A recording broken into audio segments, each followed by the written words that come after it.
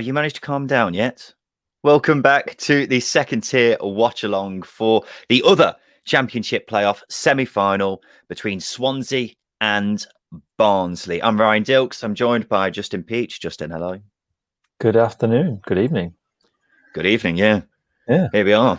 Justin, we're about to find out who is going to be joining Brentford at Wembley after what was a dramatic game earlier in the other second leg between Barnsley, Brentford and Bournemouth, where it was a complete and utter roller coaster. I don't know if you've just watched the Sunderland game as well. That was also one hell of a roller coaster. We have now got the final playoff game in the Championship. And Justin, I cannot bloody wait, because if it's anything like the first game, we're in for a treat, aren't we? Absolutely. I don't think the stress levels can take it though. There was a lot that happened in the game earlier today, and obviously in the first leg between Barnsley and Swansea, again it was a very fast-paced encounter. You barely take your eyes off it. It wasn't a lot that happened, but I think it's just the way the Barnsley play. They just ramp it up, and as a neutral in the game, I can't imagine as a supporter, but as a neutral in the game, you think every time a team enters the final third, especially Barnsley, it's like, whoa, what's going on here? They could do something. And I expect the same in this game, and the same with Swansea. They're going to choose a moment. So yeah, I can't bloody wait. I can't bloody wait. Of course, it is late on, and it's a Saturday night, so me and Justin are cracking open a tinny. If anyone else wants to join us, let us know what you're drinking, Justin. 3, 2, 1. You ready? Oh, you've got one of these screw cap things. Yeah, it's not as satisfying as my opening of a can. There we go. Chin chin, everyone. Oh, that's good. I've been holding off because I wanted to have my first drink live on the stream. If you are watching, thank you for taking the time to have a watch with us today. We're live on YouTube, Periscope on Twitter, and also on Twitch for the first time ever. Send in any questions that you've got, and we'll try to get around to them as soon as possible. Of course, let us know who you think is going to win, because that's the most important question of all. And also any thoughts that you have on the game while we're going. Justin, let's have a quick look at the lineups in just a sec. I suppose the big question here is this. Which team do you think Brentford would least want to play in the final? Ooh, that is a tricky one.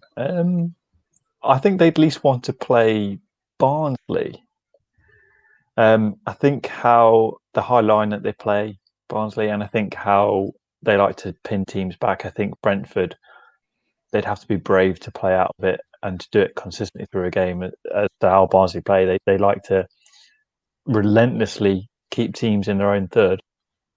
I think they'd find it uncomfortable, whereas Swansea will allow Brentford the ball. And obviously Brentford, I think, have a bit of a psychological edge over Swansea, especially after what happened in the playoffs last season, and how they fared this season against them. Yeah, I think they'd least like to play Barnsley. I think Barnsley are a bit of a wild card. I don't think anybody really expected them to get into the playoffs. I don't think anybody knows what you're going to get against them. So I think it's going to be a tricky game should Barnsley get through for Brentford. But Swansea are very good defensively, so very uncomfortable game for Brentford if Swansea progress as well. Yep. Let's have a look at the Swansea team. I'm going to have to share my screen because, irritatingly, this Swansea team lineup is a video as opposed to a picture, so I can't just get it up on screen. Just give me a sec. Can we not cook something on paint very quickly? I can't do it. Never mind. I'll go through the Swansea team instead and just read it out. So it's not too dissimilar to how you'd pretty much expect. There is one player in there who I think is a bit of a surprise, but the team is this, Justin. Freddie Woodman in goal, Cal Norton, Ben Cabango, Mark Gurhey at the back, along with Jake Bidwell. So it's 4 at the back. Jay Fulton, Matt Grimes, Conor Hourihane in midfield, Andre Ayew, Jamal Lowe, and Wayne Routledge up front, which I think is a bit of a surprise. I think Cullen, the young lad who has been playing up front relatively recently, didn't really pull up too many trees in the first leg, did he? So Routledge coming in isn't too much of a surprise. It'll be interesting to see which one of those 3 forwards is playing up front, though. I suspect it's a very fluid front three, isn't it? You've got Jamal Mm. Lowe and Andre Ayew who have played as part of the front two all season, actually for 2/3 of the season, 3/4 of the season. And you've got Wayne Routledge there, who is a natural winger. All three are natural wingers. We know Andre Ayew's very flexible with his game, so he can happily sit centrally. Jamal Lowe probably better suited on the left-hand side if they're playing a three, so this will suit him all. He's played on the left-hand side in the two pretty much all season. I suspect Wayne Routledge will be a bit of a false nine, if I'm being honest. Liam Cullen was full of a lot of running, but this is a game where Swansea will want to retain the ball, and Wayne Routledge is going to help them do that, especially up in the final third, because that's where they want the ball to be. I think he'll most likely be Ayew. I'm not sure how accurate the Swansea team lineup is, but they've got it as Ayew, Lowe, Routledge in that order, which would imply Ayew's on the right. But Ayew seems like the most natural number 9 out of those guys, considering he's done it quite a few times. True. Where he's been just the sole striker up front, and he's done a fairly good job. So that's who I'd expect, but we'll have to wait and see on that front. A few comments already coming in. Holy Snorlax, who was joining us earlier on the Brentford versus Bournemouth live stream. The fear is setting in hard. I'm sure it is. Any other Swansea or Barnsley fans, let us know how you're feeling heading into the game. I asked the question earlier. Many people are bricking it, unsurprisingly. Harry asks, hey lads, wanted to hear your opinion on Huddersfield's early business, Pearson and Rhodes. That's Matty Pearson and Jordan Rhodes, who are both signed for Huddersfield. I've just been doing my notes, Harry, for the episode, which is coming out tomorrow, and we'll talk about that then. Mixed feelings is possibly the best way I can describe it without going into too much detail, Harry. But we'll talk about that in more detail tomorrow, Justin. Let's focus on the playoffs for now. Let's get the Barnsley team up, shall we? Just final point on Swansea, Justin. The midfield of Fulton, Grimes and Hurahan is going to be massive here, isn't it? Because the midfield battle, as we saw in the first game, was a very hotly contested part of the fixture, wasn't it? It was, especially, as you say, in the Barnsley Brentford, but so many B's. In the Brentford Bournemouth game, the midfield battle was key. But I think in this one, it's second balls. As daft as it sounds, as Sunday League as it sounds, it's going to be second balls. And if Swansea's midfield three are on that, because obviously Barnsley do like to play a little bit long, a little bit more direct. They like to get the ball in the final third as quickly as possible. So it's up to Cabango and Gay to defend and get those first balls. So picking up them second balls in midfield is going to be key to neutralising Barnsley, shall we say, because we know how creative Alex Mowat is, for example.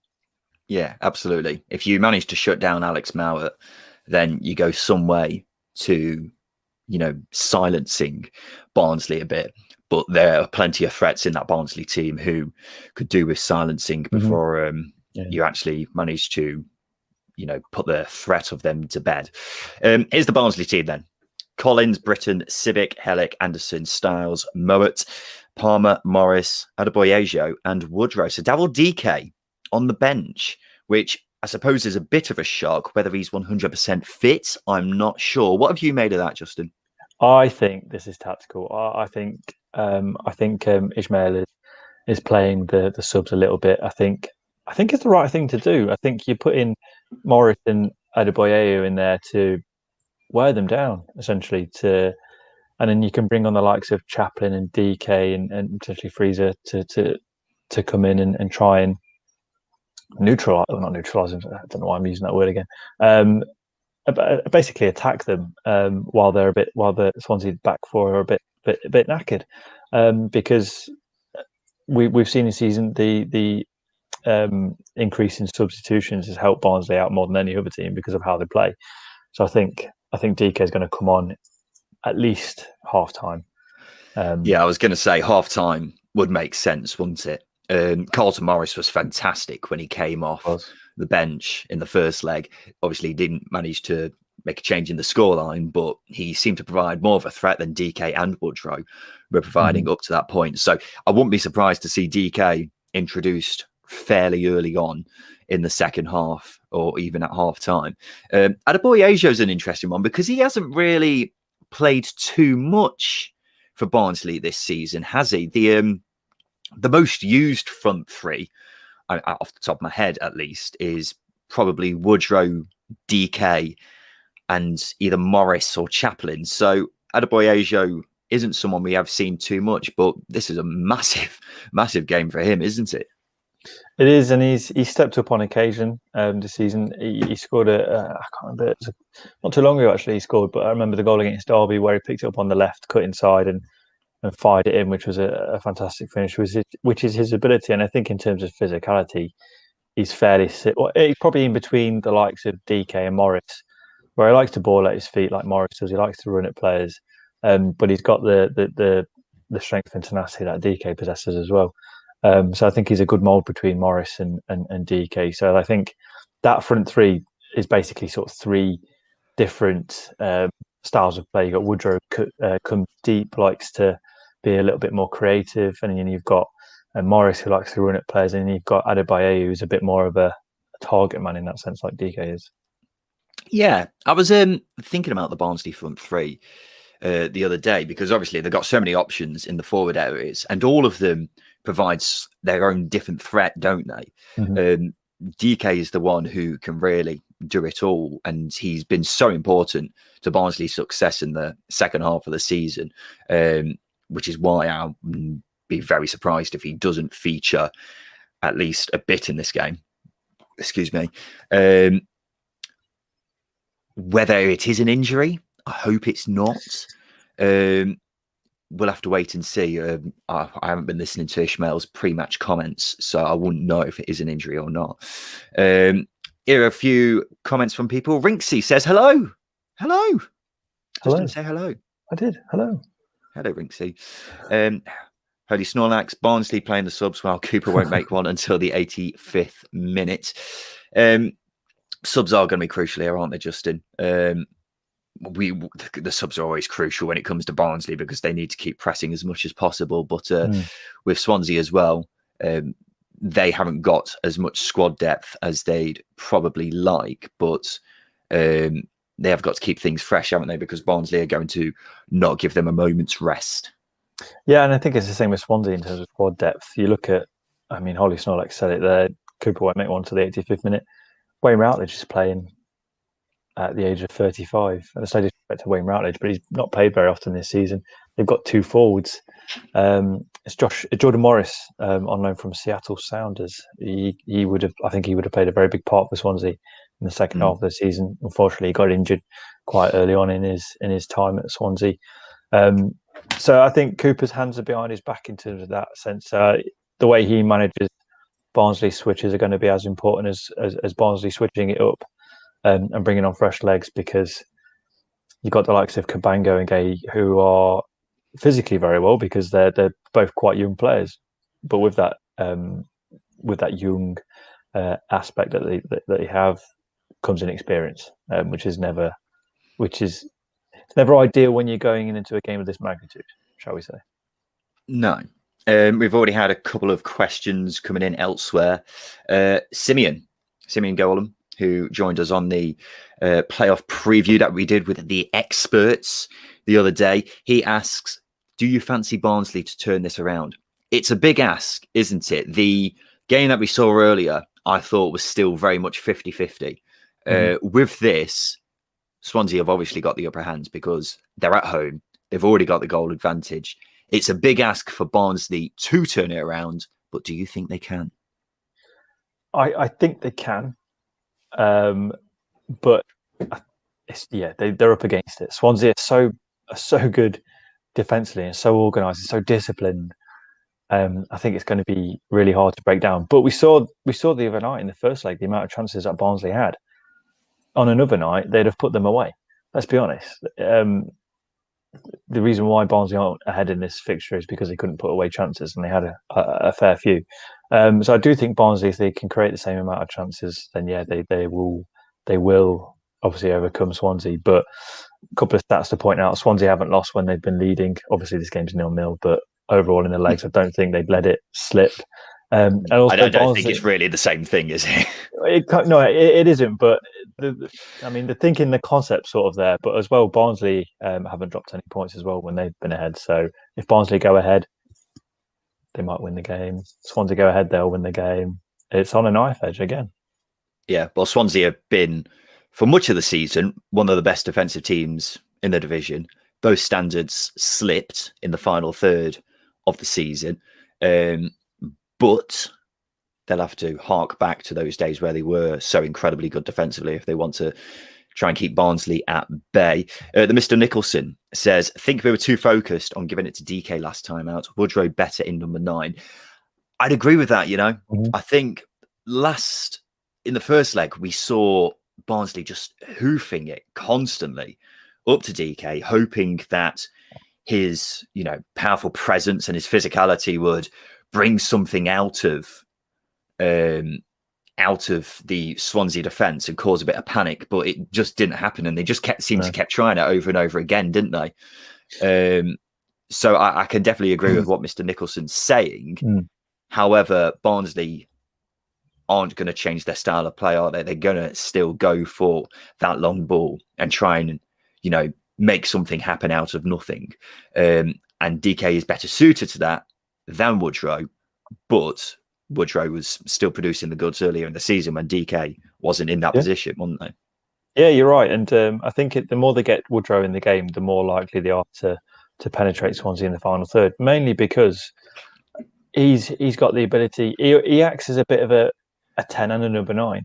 Because he's got the hold-up player number 9 gives you, he's got the goal-scoring prowess number 9 gives you, but he's also able to create chances or get players linked up and involved, like a number 10 would in that final third. So I think Mr. Nicholson's quite right in that, in focusing on giving it to DK so much, other players get bypassed, and then not your game plan goes out the window, but what you set up to do goes out the window, and key players get missed, and you don't penetrate teams as often as you could do. So yeah, I think getting Woodrow involved is probably better, and obviously bringing on DK to sweep up after a tired Swansea defence might work out for Barnsley. Yep. Elm Park Royals, evening lads. If Swansea beat Barnsley for the 4th time this season, do get to keep them. Do they get to keep them? I presume is what that's meant to say. Yeah. Yes, is the answer. But they do make a valid point that Barnsley have lost to Swansea 3 times this season already. And I don't want to go on about, historic stats, Justin, but the last time a team managed to overturn a deficit after losing at home in the first leg of the playoffs, that team, who we won't name, also lost to Leeds 3 times in a row that season. So when you put it like that, you never know. Yeah, that's actually really interesting. It's weird how these things work, but if ever there was a game, because Barnsley will play a gung-ho style similar to that team against Leeds in that semi-final. They've got to go all out. Yeah, and Leeds at that time were the best defensive team in the league, or one of the best defensive teams in the league. So it's very hard not to think about these things. What's the word? What's the right word to use? Is it coincidence? Not coincidence. The universe putting everything in place. Yes, it's the universe working its magic. Yes. We'll have to wait and see if that actually happens. But obviously, if we ignore that side of the things, it's not a good sign for Barnsley, is it? That they haven't managed to beat Swansea at all this season. In fact, they've lost 3 times. So that'll be interesting to see if they can manage to magic something out of this. But Steve Cooper's very obviously well aware of the threat that Barnsley possess and how to play against them. R. Robbins Talk. Hey, guys. Hey, R. Robbins Talk. Hey, R. Anyone else who is watching, let us know where you're watching from. We're on YouTube, Periscope, Twitch, wherever you're watching. Let us know. Let us know who you think is going to win. Give us your thoughts on the game. Ask us any questions, and we will answer them, baby, because that's what we're here for. We're going to sit down with you and watch the second leg of the second playoff game today, and we'll have a nice old chat about it, a nice old discussion. Oh, Holy yeah. Snorlax. Another coincidence. Last season, Brentford lost their first leg 1-0 and won the second 3-1, of course. So many coincidences. So many coincidences. And then lost the final. Rinksy, Swans 2-1. We'll get on to predictions in just a sec, Justin, because I'm wary that the clock is ticking down. We're nearly at the time where kickoff is approaching. It's all very exciting. But I asked you earlier, didn't I, about who you think Brentford would want to face, and you said they wouldn't want to face Barnsley, would they? No. So with that being said, if they did come up against Swansea in the final, how would you potentially see that one going before we've actually seen anything happen? I think a final against Brentford would suit Swansea down to the T, really, because when you consider that Brentford, they start big games really slowly. Other than when they're behind, they start games very slowly. But I think Fulham had a different edge to them last season. Obviously, the players that they had, how emotional Scott Parker was, you could tell they needed to do it. They wanted it a little bit more than Brentford, and I think Brentford might be in that same mindset going into the final this season. So I think yeah, that it just, again, it depends how they set up. Swansea defensively will sit back and try and hit Brentford on the counter attack. That will suit Brentford. That will suit Brentford more. So I think, yeah, they probably fancy Swansea more. They fancy the chances better, I should say. Swansea have got to go and be as solid as possible, haven't they? Because Barnsley are going to come out of the blocks. They are going to come absolutely flying out of the blocks. I mean, they would have done anyway, even if Barnsley, managed to win in the first leg at Oakwell. But the fact that they're also now a goal down, they are, as soon as that whistle goes for the start of this game, they are going to be in Swansea's faces. And I think it'll be even more fast tempo than what we saw in the first game, and also in the second leg that we saw earlier between Brentford and Bournemouth. Justin, we have got 6 minutes until kickoff. I've got 2 questions for you. Come on. Who do you think is going to win, and who do you want to win? Now it's difficult because I really do like Steve Cooper. I actually love Steve Cooper, but I love Barnsley more. So I'd like Barnsley to win, and I think just because of where they've come from, how they conduct their business, how they recruit, how they set up, I think it's all incredibly ambitious for a club their size and stature and budget. So yeah, I would like Barnsley to win, but saying that, I think Swansea will edge them in this game. Why do you think Swansea will edge them? I just think defensively they're too disciplined. I think especially I mentioned the expert preview episode that we did on the podcast that it's tournament football, and tournament football suits Steve Cooper to a T. They've got players here who are used to big tournaments, youth tournaments, I should say. But I think it suits them, and I think that organisation that they have will edge Barnsley, who aren't as organised. They play well disorganised. I think that's one way of phrasing it. Organised chaos. Yeah, exactly. Love that. I am pretty much in the same boat as you. I think every neutral, which is obviously what we are in this case, wants Barnsley to win, because them going up would be a miracle. It would be incredible. Yeah, it would be an incredible achievement. It's a football story. It's a proper football story, isn't it? Yeah. Yeah, it's Roy of the Rovers stuff. If I could go for the most cliche possible. And also, I would love to see how they do in the Premier League, because them rocking up against Man City and pressing like they do would be fascinating to watch. It'll be absolutely exceptional. And the thought of the likes of, Paul Pogba and De Bruyne are turning up at Oakwell is just, that's what that's what we want to see. A very wet Oakwell as well. A very wet Oakwell. Can they do it in Barnsley on a wet and cold Tuesday night? Will become the new cliche. Having said that, I do agree with you. I think Swansea will win. I hope that the game itself is a bit more unpredictable and we start questioning whether that's going to be the case at half time. But I do think that Steve Cooper knows how to deal with the threat that Barnsley possess. And also the fact that they've beaten them 3 times this season is a pretty, damning stat. As I say, hope that we have a more fascinating game than how we've just made it out to be. But I do think that if I was a betting man, I would be placing my money on Swansea right now. Right, the players are just coming out for the angry stare off. Swansea also coming out as well through a massive ovation from the Swans fans, of course, in the stadium. We didn't really get to appreciate in the game we saw earlier between Brentford and Bournemouth, Justin, because obviously we got our TVs on silent so we can listen to each other's annoying voices. Oh yeah.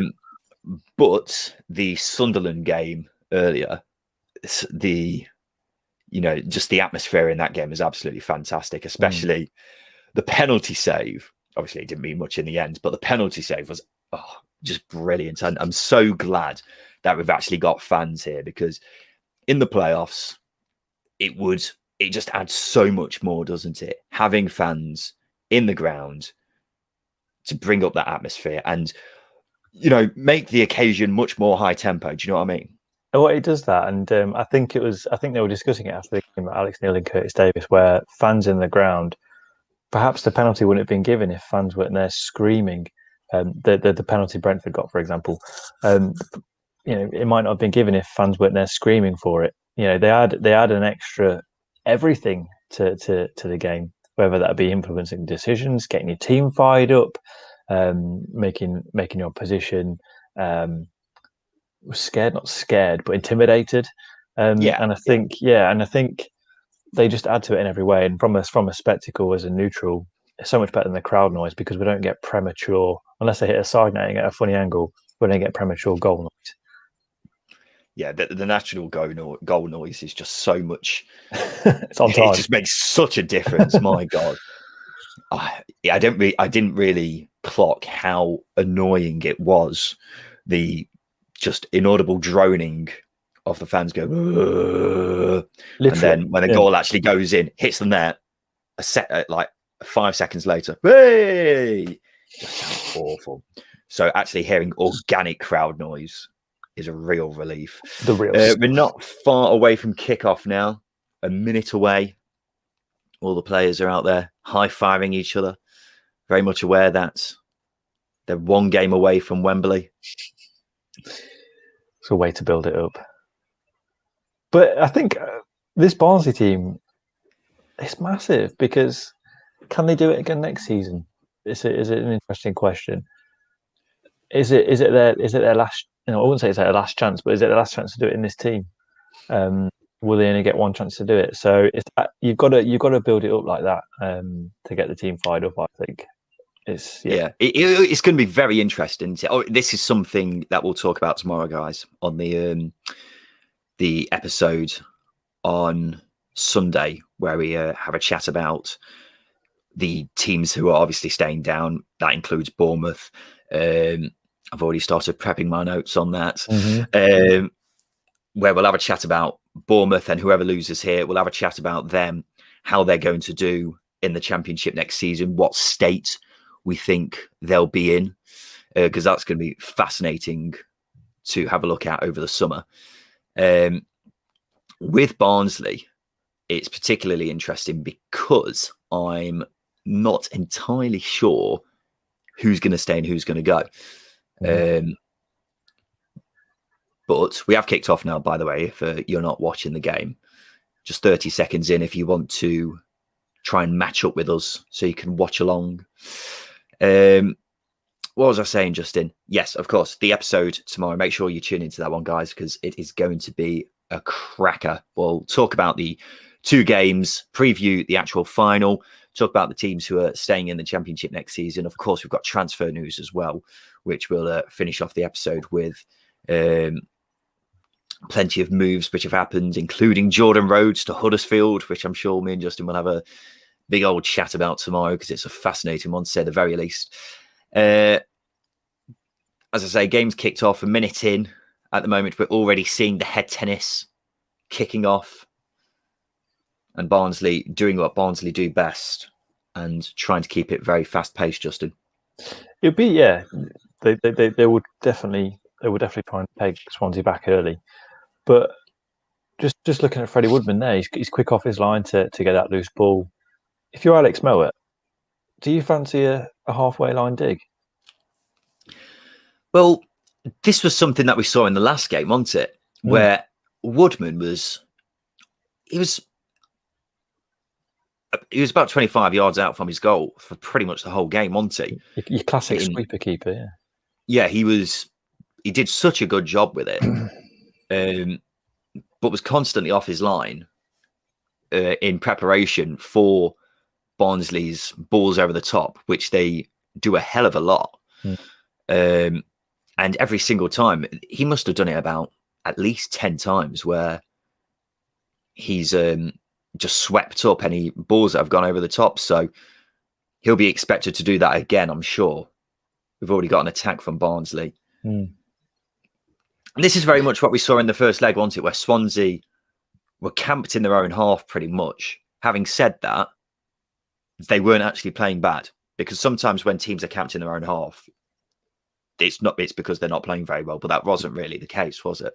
They were managing Barnsley really well, and I think that's, as we say, that's what won them the game. They did a really good job keeping Barnsley at arm's length, really, and it was a good away performance. You know, it wasn't free flowing attacking football that some fans would expect and want, but it was a very dogged, good away game. From a Swansea perspective, that's really poor.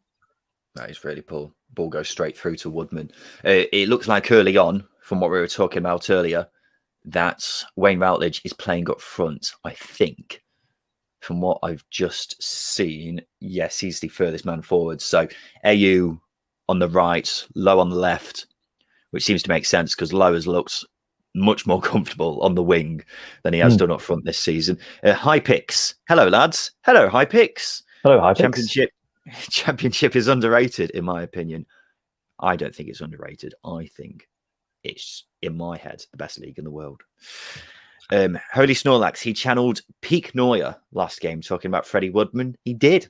He really did. Just coming off his line and just sweeping up. He wasn't doing crazy Neuer-esque things like diving headers and what have you on the halfway line, but he was very much sweeping up like Manuel Neuer. Barnsley have got a free kick relatively deep into the Swansea half. Mowatt's going to take it. Mowat with that wand of a left foot. And it is worth pointing out, Barnsley, one of the most dangerous teams in the division from set pieces, as Sky have just shown us right there. The second highest scorers from set pieces this season. Joint second highest scorers. Second highest. Do you think that this is the kind of situation it's just been played in, but it's been collected by Freddie Woodman? Do you think that it could be one route for Barnsley to win this game? Because we know Swansea are very good at defending set pieces, aren't they? They are. And I think I said it on our review episode of the playoffs, the first leg of the playoffs. Swansea's delivery from set pieces, other than the Morris chance where he flicked it and hit the bar, delivery from set pieces was really poor. And Barnsley being as good as they are from set pieces, they should be doing better. They should be creating more chances, more open chances from set pieces, and they didn't do that often enough. Delivery was really not what it should have been, whether that be movement as well in that. But yeah, they can do better, and it's one avenue that they can get at teams. They'll be confident from set pieces. So if they get a couple of free kicks and corners, they'll fancy themselves. But as we say, delivery's got to be spot on. Yeah, well, with Alex Mallett, they have got one of the best set piece takers in the league, haven't they? Quite frankly, although you made the point when we were reviewing the first legs that Mallett's set pieces were strangely off. They were not very good throughout. Whether Swansea were just defending them so well that he made them look bad, I'm not sure. Barnsley on the attack. Adebayo plays in a cross, but there's no one there, and it's collected by Woodman. Too high. It's a bit difficult to live stream Barnsley games, Justin, because with other teams, they make a progressive move up the pitch, and we can say, oh, they're on the attack now.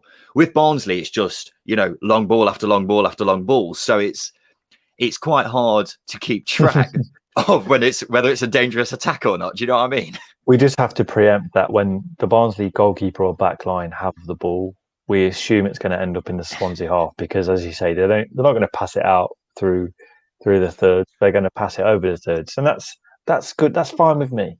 I like that. I don't mind a direct style of football, to be honest with you. I quite enjoy it. It's at least exciting, isn't it? Exactly.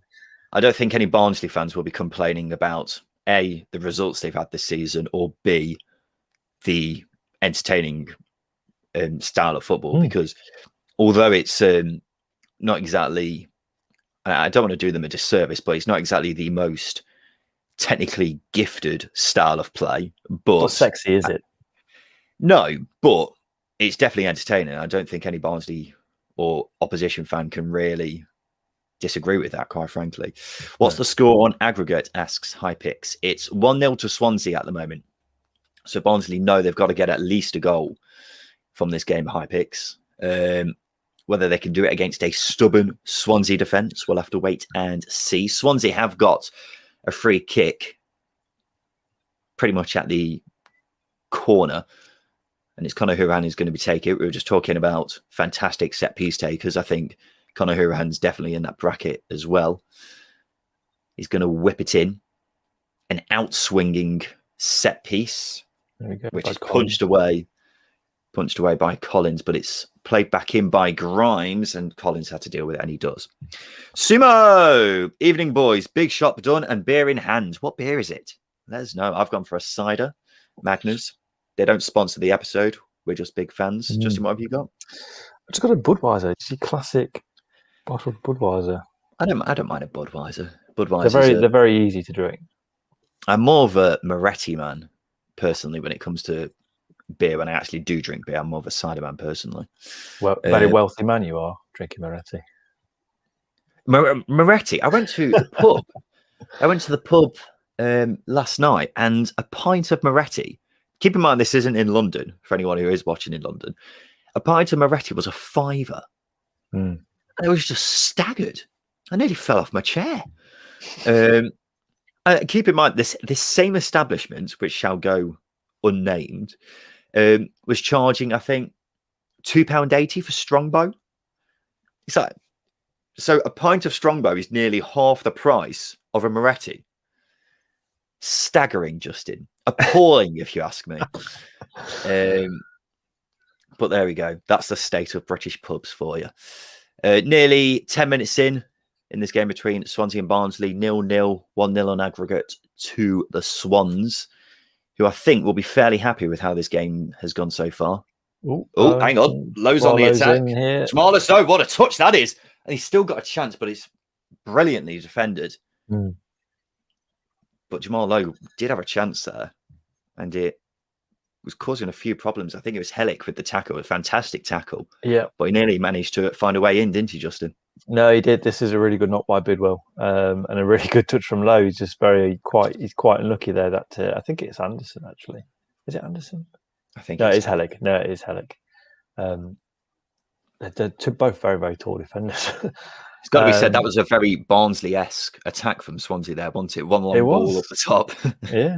One knock into space in behind and they're through. But maybe Jamal Lowe would be a very good Barnsley player at some point. But yet, Swansea would be the happier team. Barnsley haven't really got into gear, to be honest with you. 10 minutes in, and they haven't started with the velocity I thought they would. No, Swansea have definitely been the better team so far.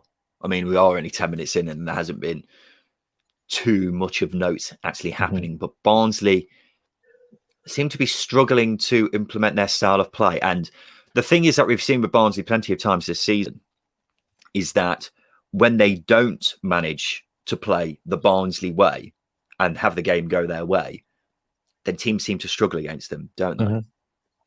And this is one of the issues I think with Barnsley's style of play is look at Adebayo here running forward with the ball. He's running into four Swansea players. If he just holds the ball up and gets kind of styles into the game and builds the attack a little bit more, I think that would suit him a lot better. But they're too gung ho at times for me, which as we know, as I've said before, doesn't always work. Just got to hold the ball up there, Victor. The problem is with Barnsley, they've got to be gung ho here, haven't they? Because they know they've got to score to stand any chance of actually going through here. Ball's played over the top, which Collins is going to deal with, I think. Yeah. Had us on the edge of our seats there. You are right. They have got to play gung ho, but you've got to play smart as well. There's no point playing. Why is that? That's not a foul.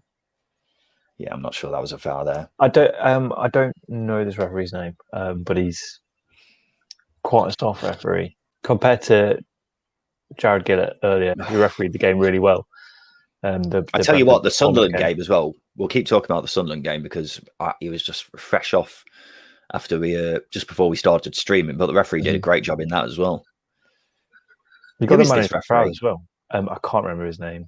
I cannot remember his name. It's going to bug me. I'll do some research and find out. In the meantime, Holy Snorlax says Gurhey gets all the plaudits, but Cabango is also destined for greatness, in my opinion. Good point. Yeah, Cabango has been absolutely class this season, but I think Mark Gurhey has been in a class of his own. Of course, we've got the second tier awards coming up on Wednesday, ladies and gents, where we'll go through player of the season and team of the season, whether Mark Gurhey is in there, whether any Swans defenders or players at all are going to be in there. We'll have to wait and see on that one. Sumo has come back to us with which beer he's having. Lidl Perlenbacher Pils. It's a beauty. I do like a Pilsner. I tell you what, the old... I don't advertise them. I suppose we've already crossed that barrier now, haven't we? Lidl and Aldi. They're... their own brand, like knockoff versions, are actually very nice at times, aren't they? Some of the beverages that they provide. Are you much of an Aldi man or Lidl man? Yeah, I shop primarily at Aldi. I'm a millennial, Ryan. I'm gonna save money wherever I can.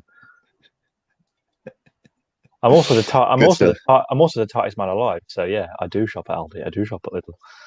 Yeah, I've been to the pub with you. I'm not going to dispute that fact. Holy Snorlax. Don't get me wrong. I know Gurhey's probably the best centre back in the league. Well, I think they're both destined for great things. I think they'll both be playing in the Premier League at some point in their careers. Could be next season. The way things are going. Yeah, very true. Although here's the Barnsley press. Swansea have relinquished possession, but that's not a good ball from Mauer. Britain's kept it in though, and he's played another ball, but that's an even worse cross, and he goes out for a goal kick. But that's a sign, Justin. That is a sign of what Barnsley can do if Swansea are a bit careless with the ball. Yeah, this is, as you say, the sign of what they can do. And if they get the ball, if Swansea get the ball, and especially if they're facing their own goal, because it's a horrible place to be, facing your own goal in your own half. It's not nice. I mean, you've got players bearing down you. You're going to make a mistake. I think it was it Matt Grimes there actually passed that back? It was Grimes or Fulton. I didn't see who it was. But that's what the press does. You put teams under pressure like you do in that scenario. You're gonna get the ball back. You're going to regain possession. They've just got to find more opportunities to do it. And also, when they have got the ball, they built a couple of decent openings. That's a foul. Okay. Fair enough. Yeah, they've built a couple of decent openings. Barnsley have that's a foul as well. Goodness me. Yeah. Well, carrying on from your point, if I don't care who you're playing, whether it's Swansea, or Man City. If you do the press well and you manage to lay out these traps, kind of what we've just seen there, then teams are going to give the ball away. And it's all about just making it happen as much as possible, really. Barnsley haven't managed to make that happen just yet, but that was a sign of what could happen. High picks. Out of the remaining three, who do you want to go up? For me, it's Brentford. 1, they deserved it last season. 2, their Moneyball project is going well. 3, if they go up, they'll have a run in the Premier League. I can see what you mean, high picks. Honestly, Swansea fans might be a bit annoyed that we keep leaving them out of this conversation. I don't mind who goes up because I like all these teams involved, including Bournemouth as well. So I wouldn't have really minded who went up, really. My heart says Barnsley, obviously, just for the whole kind of fairy tale side of things. What on earth is that? Do you reckon Swansea made the pitch shorter? Possibly. It does look like it, actually. It looks like a very small pitch. I'm just appalled at the ball that I've just seen. So appalled that I've lost my trail of thought. But, I mean, shortening the pitch would make sense, wouldn't it? I agree with high picks here because I do think out of the 4 teams who have been involved in the playoffs, I think the team who would do best in the Premier League will be Brentford. I don't know about you, Justin. The recruitment says that, and they've got like the likes of Ivan Toney who could score goals in the Premier League. I won't say he will score goals in the Premier League, but they have to recruit. They have to recruit better players. Swansea, I think first thing is all 3 clubs are very well run. I know Swansea fans will be frustrated at the lack of investment in the team because I think Steve Cooper's had £2 million. Hold on, Andre Ayew's been here. There's a chance Ayew's through, but Collins comes out and collects it. He spilled it when he managed to grab hold of it again. Yeah, there has been a lack of investment from the Swansea board. As I was saying, Steve Cooper has only spent £2 million in his 2 seasons so far, which isn't a lot. Obviously, they've got Andre Ayew, but he was in their first season back in the Premier League. He was out on loan. Yeah, but are you counting loans in that? Because I imagine the likes of Gerhi, Brewster, Gallagher, Hurahan, etc. They must have cost a bit of money. Yeah, no, they more likely would have, but they don't need. They need permanent players in. They need permanent players rather than loans. Do they need permanent players though? Because if they manage to replace the loan players each season, does it really matter? But it's unreliable because they're not. Those loan players aren't always going to hit the spot like the previous ones. You look at Derby, a really good example actually. Hold on. Not much to report there, actually. Is just having a run, but it's cleared away by Swansea, who have got a chance to break. This is Norton. He plays a fantastic ball. No, he doesn't. It was a ball. Like a good ball. Yeah. What I was saying about Derby, they had the three Amigo loan players: Harry Wilson, Mason Mount, Fikayo Tomori. They went the following season. Derby brought in Jamie Patterson, Kieran Dowell, and Matt Clark. Matt Clark was very good. Kieran Dowell played 8 games and his loan was cancelled. Jamie Patterson's loan was cancelled. So it's not always going to be the case. You're not always going to be able to replace them. So I think actually bringing in players like Barnsley do, like Brentford do, I think it's a much more sustainable way of recruiting. Because as I say, loan players won't always be as good as the previous ones. You say that though. Last season they had Brewster and Gallagher. Yeah. This season they managed to bring in Gibbs White. Obviously he got injured, so that was a bit unfortunate. And Hurahan and Gerhi again. If clubs will look at Swansea, if they've got a young lad who they want to get championship experience, they'll look at Swansea and say, well, they've done fantastic jobs with these players. They're top of the list to have them again, especially when they've got a manager like Steve Cooper who's got a track record now for developing players. But again, if I'm Steve Cooper, do I want a board who are going to just want to bring in loan players, or do I want a board who are going to give me money to spend on players? You know, if I can buy a Gerhi or loan a Gerhi, I'm going to buy a Gerhi. You know what I mean? Depends how much it is. Well, exactly. So you need backing in that situation for me.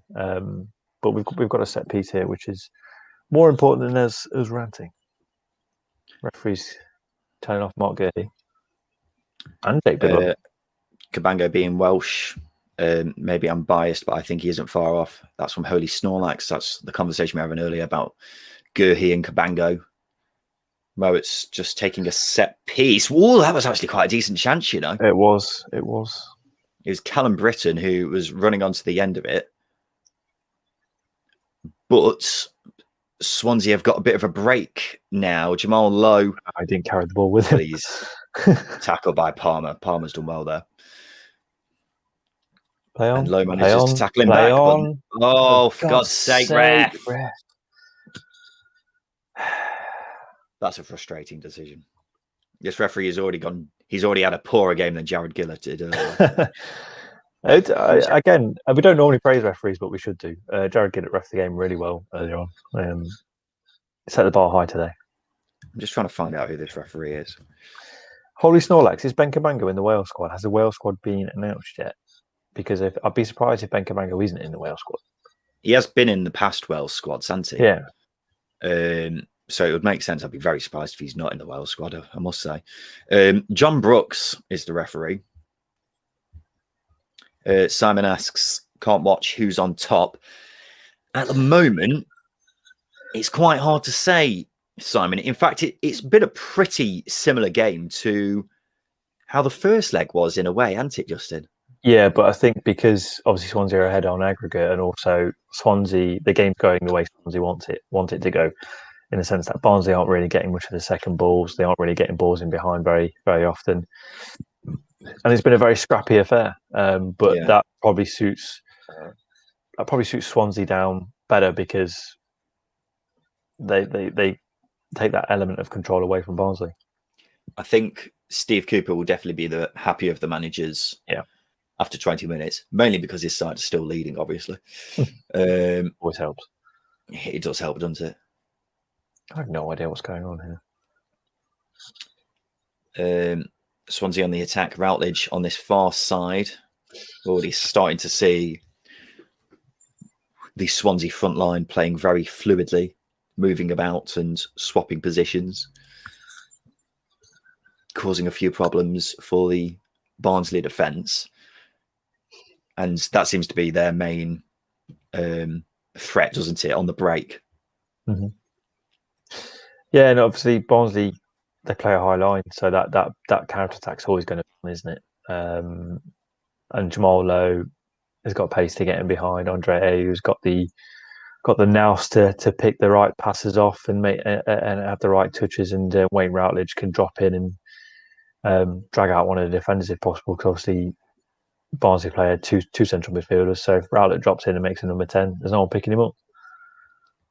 Holy Snorlax on the Cabango in the Wales squad, not been announced yet, but he is usually there. He goes on to say one of the most exciting things about the current Wales squad is that it's entirely possible to have a defensive four all from the Swansea Academy, which is something I just hadn't thought about. Davies, Cabango, Roden and Roberts, which it's incredible. Yeah.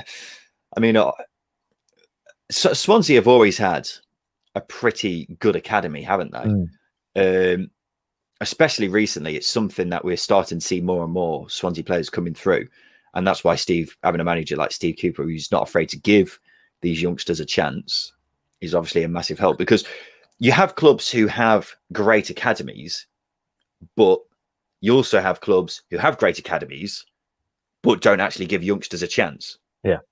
Yeah. I don't want to name any names, but I've got a couple in my head. And Swansea are a club that have a great academy and actually give players a chance, don't they? Yeah, and we've seen that. Obviously, Ben Davies came through when Swansea were in the Premier League. I'm sure there's a couple of other names I can't quite think of that came through when Swansea were in the Premier League. And that's a soft free kick again. Yeah, there's a lot of good players that come through the Swansea Academy, and even this season, there's is it Ollie Davis who's destined for some pretty productive things, and then you've got Liam Cullen as well, who's still young and got a lot to learn. So yeah, bright future for Swansea. Why is that a free kick? This referee's ruined this game already. Yeah, we keep getting sidetracked, don't we? Because We do. thus far, I don't want to do this game a disservice, but it's not been as exciting as what we saw earlier, where No. in the first 25 minutes or 35 minutes, we had goals, goalkeeper rugby tackles, penalties, red cards.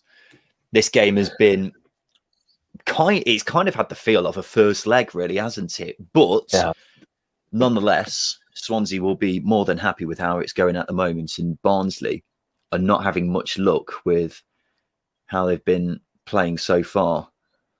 No, you're right. It has been a bit of a first leg game, but I think the more the game goes on, the more desperate Barnsley will get, the more openings Swansea will get.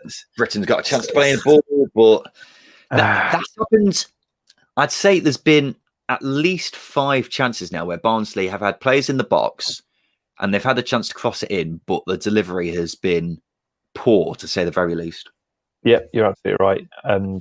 Those sort of deliveries, that height, keeper's going to mop it up all day.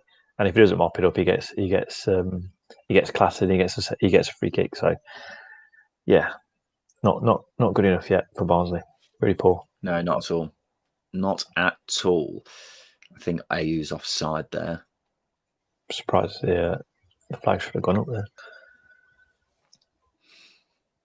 See, these balls are dropping in behind, but there's no one on the last man. Yeah. I hate to really be that guy, but I'm wondering if Barnsley are missing Daryl DK. Am I being that guy? I think you are being that guy, but you're right as well. They are missing his pace and also his preemptiveness. He's quite sharp in that final third, which is why he's got so many bloody goals.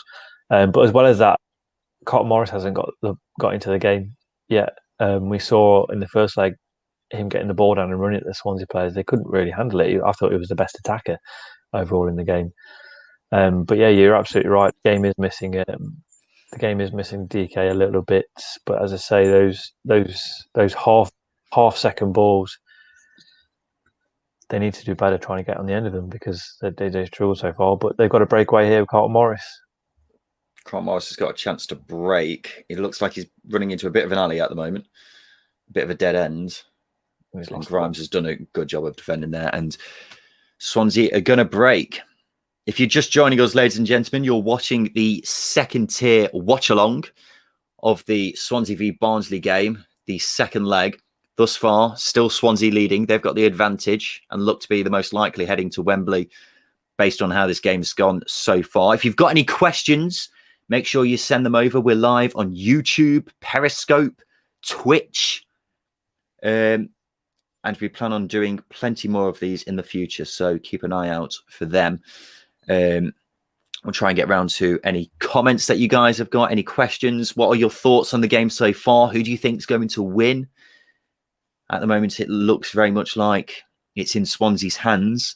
Sumo asks, so I'm just getting distracted by another Barnsley long ball. Sumo asks, Lincoln for a new away day or Blackpool with the lads, but sod's law, you get it as midweek. That's the nightmare, isn't it? I remember when Blackpool were in the Championship last time. Yeah. And every time you had them in the Championship, you'd always get them in midweek. It'd be just an absolute nightmare. I remember going to, I think it was the season they got relegated, where they had like 100 million new players. Hold on, Barnsley got a chance here. There's a chance. Oh, poor touch. It's a good tackle, that is. Brave tackle as well. Poor touch from Morris. That was the chance. That was a chance. If his touch was good there, then he could have got a shot off. But loose touch. Barnsley haven't even tested Freddie Woodman yet, have they? They haven't. They haven't. I say in the 2 legs. It was only really in the second half of that Woodrow free kick that they tested Freddie Woodman. Mark Gurhey there. Let's put some praise at his door. What a man. Grimes is on his arse as well. That's a great opportunity for Morris, that is. Yeah. Very disappointing. Yeah. Really disappointing. Holy Snorlax, goatee.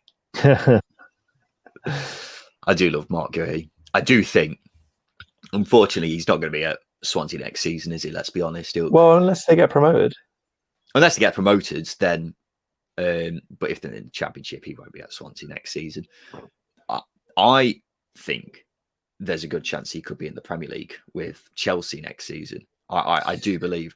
I was more confident of that happening under Lampard. I'm not sure whether that'll be the case in with Tuchel in charge, but we'll have to see. Yeah. Oh, that's an interesting question.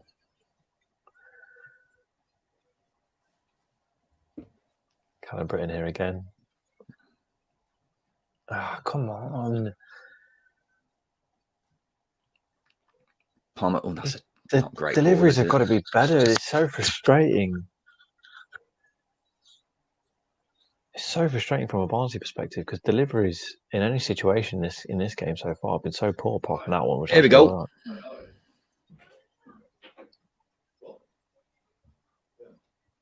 I'm going to throw in for Barnsley here. Chance for Callum Stiles to play it in. Maurit's got a chance to wang it in. Wang it in. Wang it in. But he doesn't do a good job of wanging it in. There's a long throw specialist at Barnsley, isn't it? Is it one of the centre halves?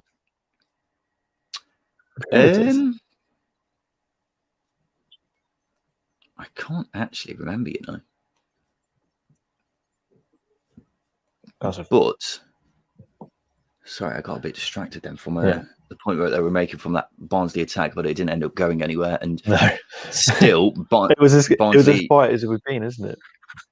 Well, Barnsley, it's kind of a story of their match so far. They've not really. They've still failed to test Freddie Woodman, and we're a third into the game now. Time is ticking by for the time is ticking. This would not have gone the way that Valerian Ismail would have wanted it to so far. No, it's been. I say it's been too scrappy for Barnsley, which is quite interesting because obviously they want it to be scrappy, but there hasn't been as much ingenuity and control in the final in Swansea's third as they would have liked. Alfie Swalwell's just hit the nail on the head. That is Freezer with long throws. Yeah, Alfie Swalwell says, I think it's Freezer that has a long throw. Holy Snorlax, I agree. I legit believe he is just as good as what Chelsea have now. That's about Mark Gurhey. Well, so is Tomori, but he's at AC Milan. Well, he's done quite well at AC Milan, Hansi, from what I've been hearing. I don't watch much Serie A, but from what I've been hearing, he's been doing quite well. Whether he actually gets into the team, no. I mean, Chelsea have gone to more of a... I was going to say that they've gone to more of a back three, but I'm not sure they have now. I actually say it out loud. It's Thiago Silva and Zuma, centre half, isn't it? Yeah, but he's also got, Christensen and those kind of players in the squad as well, haven't they? Not very good, though. I rate Christensen. I think he's quite good. So, I mean, he has got quite a few players in front of him, hasn't he? But I think he's class. As I say, if Lampard was still in charge, I would have fancied him to have more of a chance of getting into the Chelsea squad next season. I think he's good enough. If he doesn't, he'll go on loan to a Prem team, won't he? Without a doubt. Tomori or Gurhey, asks Alfie Swalwell. What are you saying there, Justin? Curtis Davis made a really good point on Monday in the first leg. Tomori relied on his pace a lot to get back into position, whereas Gurhey is already in position. But I watched Tomori for a year and I thought he was one of the best centre halves I've seen at Derby in years. He was incredible. He was fantastic. But Mark Gurhey's got the whole package. He can play out from the back. He's good in the air. He's quick. He's strong. So did Tomori, though, really. Tomori's the same.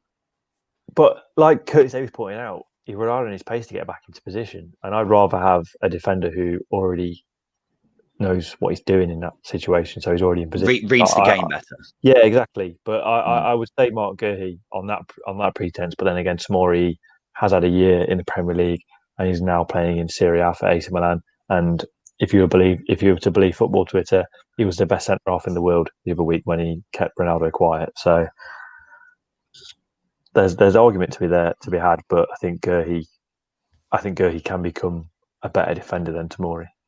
Yeah, I think it says a lot about this game, Justin, that we're talking about various other things than the actual game itself, because as it stands, this is a very obvious case that this is going Steve Cooper's way, isn't it? I think he's played this game very well so far. Yeah, Steve Cooper is a low-key shithouse. He probably would never admit it, but I think if you go to the Swansea Brentford game where it was Bidwell who clattered into Raya with his elbow, and Hourihane scored directly from a free kick, the man knows what he's doing. He's as smart as they come in the Championship, and he wants this game to be like this the whole way through, and it suits Swansea it being that way. Do Barnsley have the experience and nous to get out of that mould? I don't know, which is why I think Swansea will edge it. Going back to your comments, guys. Sumu says Barnsley are like Rotherham, very threatening, but no killer instinct. Oh, there's a chance there, but once again, it's flown through. That was probably the closest Barnsley have come to getting through. Yeah, it was a really good opportunity. Actually, it was just a slightly poor ball from Callum Britton into Woodrow. I think you got to play that into his feet, with his back to goal rather than in front of him. Sumu says Barnsley like Rotherham, very threatening, but no killer instinct. Not sure I agree with that, Sumu, because they've shown plenty of times this season that they do have a killer instinct, although they do miss. They have had plenty of games where they should have won by a lot more and just didn't. Swansea have got a set piece very deep into the Barnsley half. It's going to be another chance for them to play the ball in. I know Valerie and Ishmael can't exactly have as much of a say as he will do at half time, but if Barnsley can just incite a bit of panic into Swansea just before half time, then this might be a bit of a different game in the second half, because we've seen that plenty of times over the years, haven't we? Where I don't know, there was just one bit of panic which really unsettled the opposition. But Grimes there. It's a goal. It's a goal. Who was that? Matt Grimes with a superb goal. Fantastic finish. That takes the wind out of the sails a bit, doesn't it? Wow, that was a brilliant goal. That was a brilliant goal. Brilliant goal. And you can't say it's not deserved from a Swansea perspective. Fantastic goal from Matt Grimes, who has been one of Swansea's best players throughout the whole season. A very technically brilliant goal from Grimes there, but it's been coming, really, hasn't it, Justin? It has. Swansea have controlled the game a lot better. They've had better counter-attacks. This feat by Grimes here was just so good. I mean, Barnsley have done everything right there. They've got out to him quickly, but his feet are so quick. What can you do there? What can you? That's the goal of the playoffs for me. That's incredible. That is everything about it. That is a superb goal. And Swansea, the Liberty Stadium, goes crazy with fans in it again. I can't see Barnsley getting into this now. And now it's a big ask for Barnsley to pull anything out of this game. As I say, the point still stands, even though that goal has gone in. If Barnsley can just incite a bit of panic into Swansea just before half time, then this might be a different game. But I find that unlikely, because Barnsley have had absolutely nothing in this first half. No, everything has been really below par. Deliveries from wide areas. I know we've only had a couple of set pieces, but they've been average. There was that one delivery to Callum Britton, which was along the floor.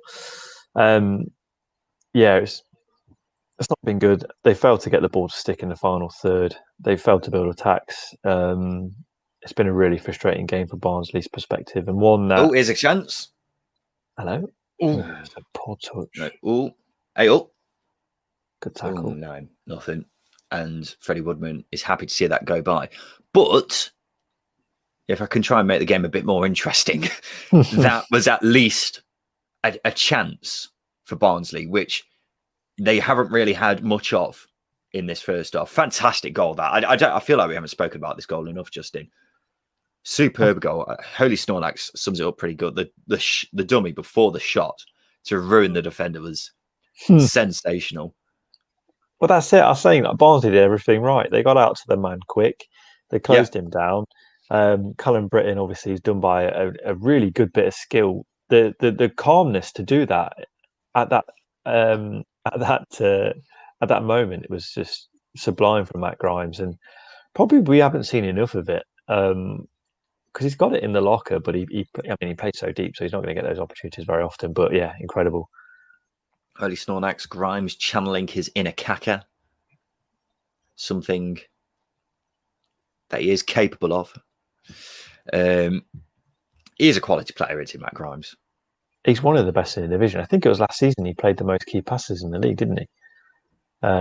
Which obviously chances their passes leading to chances, which is when you play as deep as he does, is quite a feat. I think he's very underrated. Yeah, incredibly underrated. Grimes. Criminally underrated. Yeah. He's been one of the most underrated players in the division for quite some time now. Yeah, in possession, he's one of the best midfielders in the league. Quite simply, as I was saying about key passes, he's one of the. He made the most in the league last season.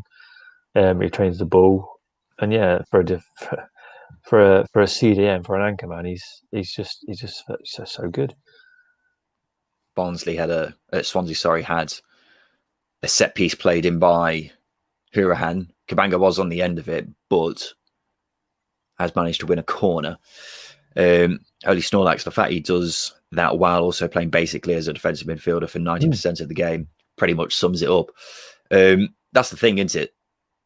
Him and Fulton in the middle of the park have been absolutely key to everything Swansea have done this season. And those two have really been two of the most underrated players in the division. And also maybe from Swansea fans as well. Oh, that's close. Ooh.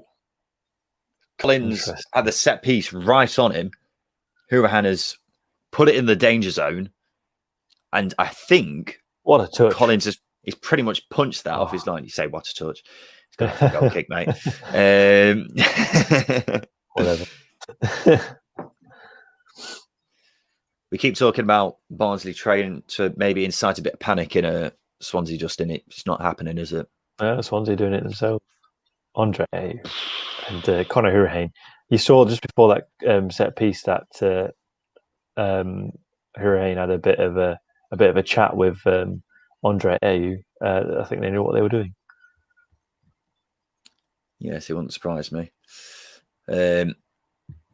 Half time. What are you thinking? He's got to bring on Double DK, hasn't he?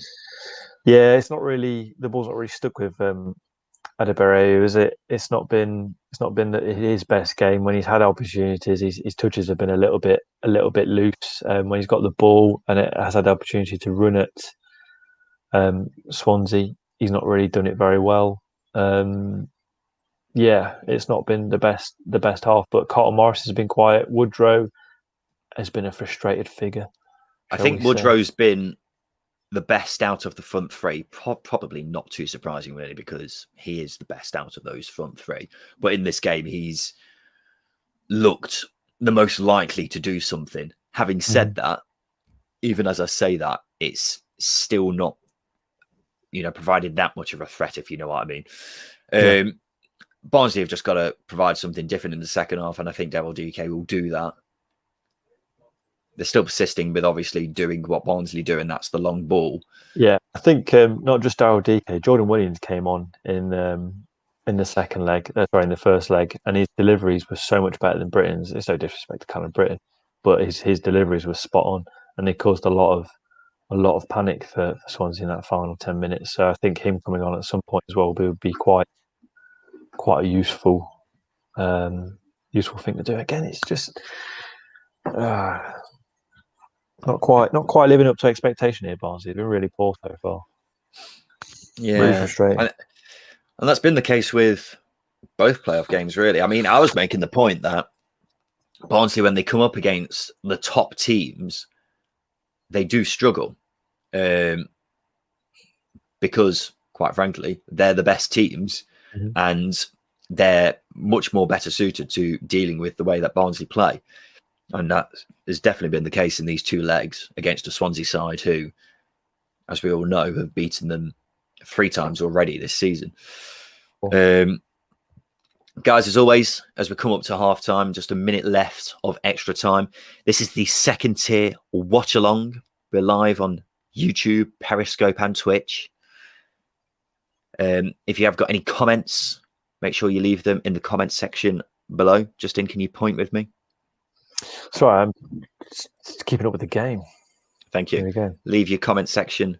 Leave your comments in the section below down there, and we'll try to get to them as soon as possible. Any questions that you have, we'll try and answer them during half time. In particular, your thoughts on the game so far, which way you think it's going to go, let us know. I think at the moment you'll do well to find much optimism from a Barnsley perspective because this is not going their way at all, and that pretty much sums it up. That pass there that we've just seen from, was it Anderson? It was Pelic, I think. Ball straight over the top, all the way through to Freddie Woodman, and it's half time. It has been a half which has very much gone Swansea's way. Oh, Matt Grimes, I've just watched him try to spit, and it wasn't very successful. Luckily, when he had the chance at goal, that was much more successful. He's much more on target with that. And Steve Cooper will be absolutely delighted with how that first half has gone, because not only are they ahead in the game and on aggregate, Barnsley haven't had a sniff, Justin. No, they've controlled the game without controlling the ball, which is as good as a compliment you'll get for Steve Cooper's football. They're very good at it. I think that the more the game goes on in this manner, the happier Steve Cooper will be. He might even crack a smile in his post-match presser. Don't get too optimistic. No, we can hope. We can live in hope. But yeah, I think Barnsley just haven't showed up so far, and it's very frustrating knowing what they can do, and they're not doing it. Of course, guys, if you are watching, make sure you send over your questions, and we will try to get to them as soon as possible. Just looking at some of the questions we've been sent to us right now. Here's a question. Sumu, how's the sticker book going, Justin?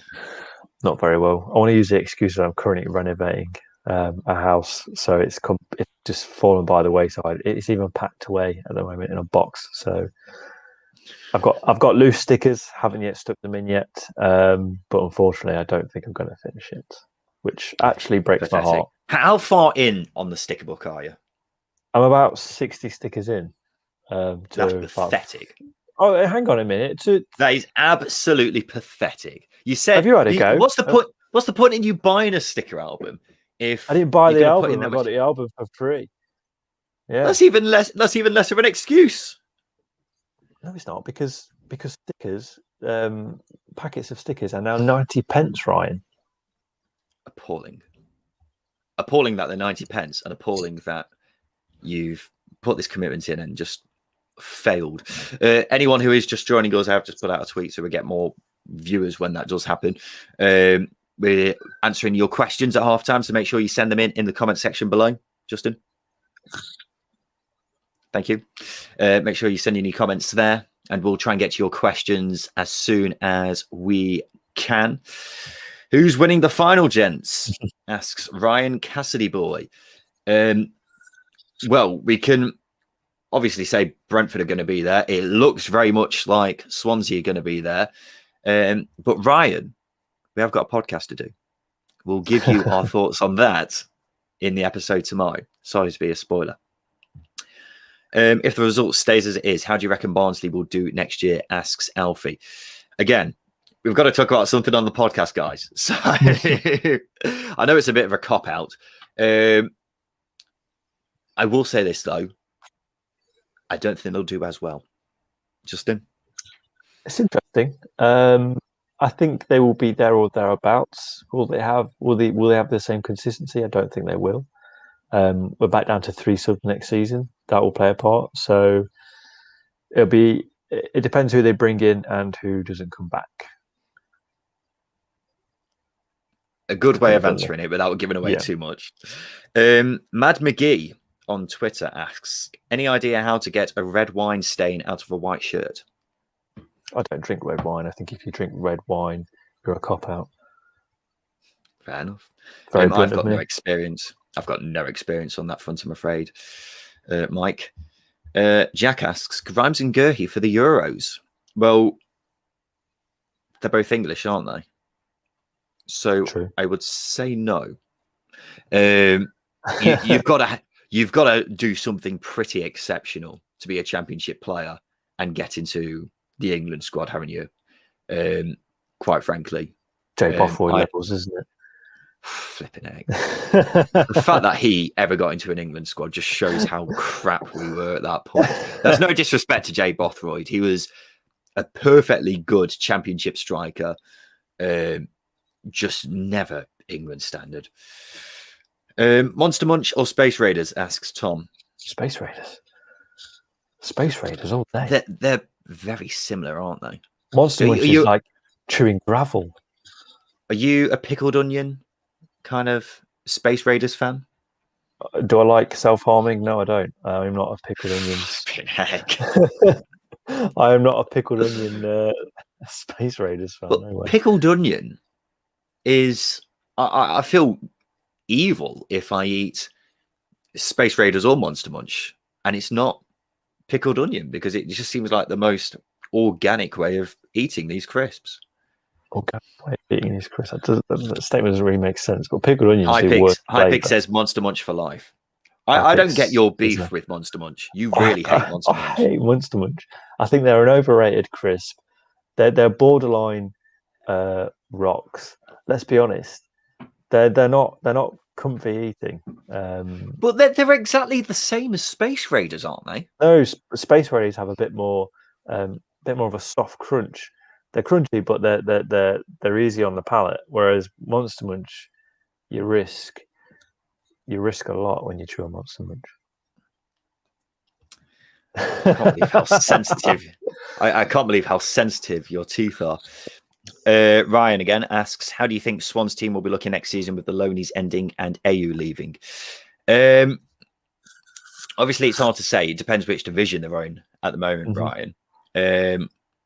Having said that, I do worry a bit about Swansea next season if they don't get promoted. I don't. I trust Steve Cooper and I trust the process. If they get promoted, for example, AU and Margay stay. I think that's a given, because Chelsea will want Gay to get Premier League football, and Andre Ayew will definitely stay for another Premier League season, and Swansea will be able to afford it as well. If that doesn't happen, if they don't get promoted, then for me, the board have got to go somewhere in backing Steve Cooper, not necessarily spending 10, 15 million, but bringing in 4 or 5 players. There are good players available on free transfers this summer. Bring them in. Look at the business they did with Ryan Bennett, Jamal Lowe, 2 really good transfers. So there's potential there to recruit well. They just need to do it. That's easier said than done, though, isn't it? Yeah, that is true. Hurley Snorlax also makes the point Woodman would likely sign on a permanent if we go up. See, Newcastle, sorry, just on that point, Newcastle have a really bad habit of stockpiling goalkeepers for years and just letting them waste. Carl Darlow's nearly 30, which is staggering considering that he only came through 6 or 7 years ago at Forest. But yeah, I think for Freddie Woodman's career, I think signing permanently for Swansea or for Steve Cooper might be at Palace next season, which are the route. Well, he's been linked with a couple of jobs that are going at the moment, hasn't he? Which says a lot about the job that he's doing. And Swansea fans who are criticising him, perhaps he did deserve a bit of criticism for the way that results were going, because obviously they weren't doing too well on that front. But the fans who are saying they want him out it's just ridiculous. Jay Meisel asks, I want you both to be honest here. What are your thoughts on Cabango and Gurhi as a duo? We were just talking about that a second ago, Jay Merzel. And again, Gurhi, absolutely fantastic. Is a contender to be in our championship team of the season when we talk about that next Wednesday. Cabango, nearly as good. He's been absolutely fantastic in, I'd say, has been his breakout season. Do you agree with that? Yeah, I think last season was a bit of a bedding in year, but as part of that three at the back, I know he's sort of switched and changed between Norton and Cabango. I think he's been good in that three with Gay, Bennett, and Cabango. I think what he's doing now in a two at the back, it is completely different to playing three at the back as a centre half. I think he's excelling in these two games, which is massive, and certainly is for interesting watching in if Swansea get to the final, whether or not he persists with Gay and Cabango as the back two. But Cabango next season will be at Swansea. Let's be honest. I think he can be a real leader, especially alongside someone like Ryan Bennett. Yeah, and he's still so young. Yeah, but he is absolutely superb, despite his age. Charlie from Talking Rangers, our friends from the QPR YouTube channel, says, looks like it's heading to a Swans v Brent farce final, lads. Who you got? Charlie, we've just spoken about this. We can't talk about that because we've got a podcast to do. And we need to give people a reason to listen. Hurley Snorlax also says, we also have Brandon Cooper and Joel, the other centre back whose name I can't pronounce. Bodier, isn't it? Joel Labodier. I don't know, Justin. That's a good point. He does make a very good point. Cabango is definitely going to be there next season, isn't he? You'd have thought, unless he does manage to attract a bit of interest from Premier League sides. And then Laboutier, however you say his name, has done a fairly decent job in the time when he has been asked to come in. And you'd expect to see him a bit more next season, unless there's another loan player available for Swansea. So how long we got until the second half, Justin? I'd say 3 or 4 minutes before we get cracking again. You are, of course, watching the second tier live stream, our watch along of the second leg between Swansea and Barnsley. At the moment, Swansea look like they're cruising to the final. Unless Barnsley can do something a bit different in the second half, they've got to play a lot different because they were not very good in that first half at all. We were just talking a second ago, Justin, about Daryl DK, whether he's going to come off the bench. Would you make any more changes? We all know that Barnsley love to make changes at half time. I think Rommel Palmer has been quite good. I think the reason why I'm referencing Rommel Palmer is because I think Jordan Williams would be the other change that I'd make at right wing back, but I'd move Callum Britton into the middle and obviously bring off Rommel Palmer. But I think that'll happen later on in the game. So I think you probably keep it the same. You might bring Morris off and bring on Dominic Fraser. Got there in the end. So I think not wholesale changes, but Ishmael likes a few changes at half time. So what might happen? Don't know. We'll see. I think there's definitely going to be a change in that at least. I will be extremely shocked if Daryl DK isn't coming on at half time, because at least he can provide a bit of a difference, can't he? Yeah. Hypix says we have Matt Clark. I presume Hypix is a Derby fan. Matt Clark would not be a bad addition at Swansea, you know. Yeah, I'm trying to. It's a left-footed defender, which I can't remember the last left-footed defender Swansea had. Left-footed centre half, I should say. So yeah, that wouldn't be a bad signing. I reckon they could get him on a permanent as well. You know, I think he's nearly 25, so he's not exactly in a young bracket for Brighton. They've got Ben White, Adam Webster, Lewis Dunk, who has been one of the form defenders in the league this season. So yeah, and Dan Burn got the winner against City. Oh, they've got so many centre halves, haven't they? Yeah. As much as I rate Matt Clark, I genuinely think he could play in the Premier League. I just can't see him getting a chance at Brighton anytime soon. But a move to a top-end championship side makes a lot of sense. I and I think it'd be absolutely class wherever he goes next season. Of course, with Derby this season, it's been a bit of a depressing season from his perspective, and I can't see him going back to Derby again, considering A, they haven't got any money, and B, Brighton won't want him playing for a side that is struggling or going to be struggling near the bottom of the table next season. Sumu says, jealous that people have got to go to the football. I can't wait. I bet I'll still hear boos at half time. Depends who you support. I think he's a Forest fan. Well, with Chris Hughton in charge, I think at the moment Forest could be a dark horse for next season. I think there's a lot of work that needs to be done. I'm saying this with the very early. Sorry, Jordan Williams and Daryl Dike are warming up, so no surprise there. Daryl Dike is just massive, isn't he? Look at his legs. They're like tree trunks. Christ alive! How is he 20? That is a scary thing. I just read that Bank of Bank as well, and I must have been a quarter of their size at 20 years old. It's scary, isn't it? Should have gone to the gym a lot earlier. Gunnar Granty says, "Show us the game, you idiot." We can't. That's illegal. Jake Britton says, "Surely Swansea are in the finals now." It looks that way, Jake. It really does. With DK coming on, that's a cause for optimism. But having said that, nothing's a given in the playoffs. Nothing is given. DK is coming on. Not a shock whatsoever. Who's coming off? I'm going to assume it's Adebayo. I would assume so as well. Jordan Williams on for Rommel Palmer, maybe. Williams is also coming on. I'll be surprised if Palmer's going off. Yeah, I would be as well, actually. It might be a flex up for Britain. It's like, DK's on for Adebayo. No surprise there. He's struggled a bit to get in the game. He was a bit of a shock name to see on the team sheet in the first place, wasn't he?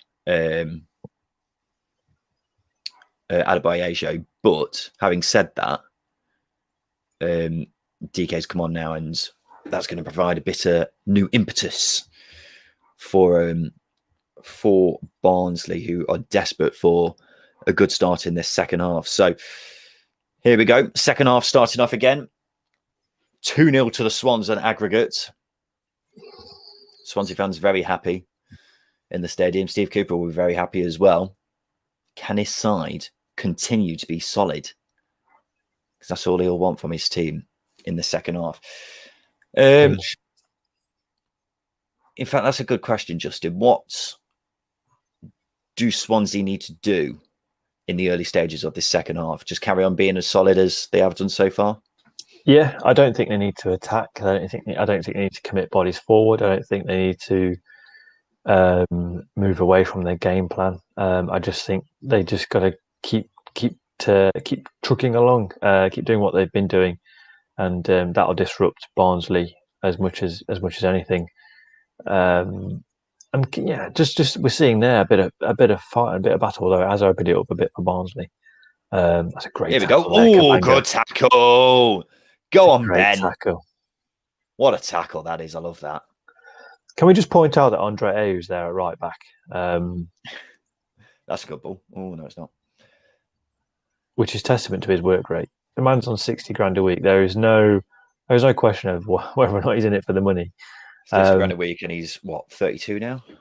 Yeah, and he's putting in that work rate. That shift is it's quality stuff. It's what you want to see from your experienced players as well. Ball goes out for a Barnsley goal kick. As always, guys, send in any questions that you've got regarding the game. We'll try to get around to them as soon as possible. Give us your thoughts. Can you see Barnsley getting any way back into this game? It's a big old ask, but with Barnsley being as good a side as we all know, there's always the possibility. Big goal kick from Barnsley. And we're seeing the head tennis in full flow now. There we go. We've got Callum Brennan centre mid alongside Mel as well.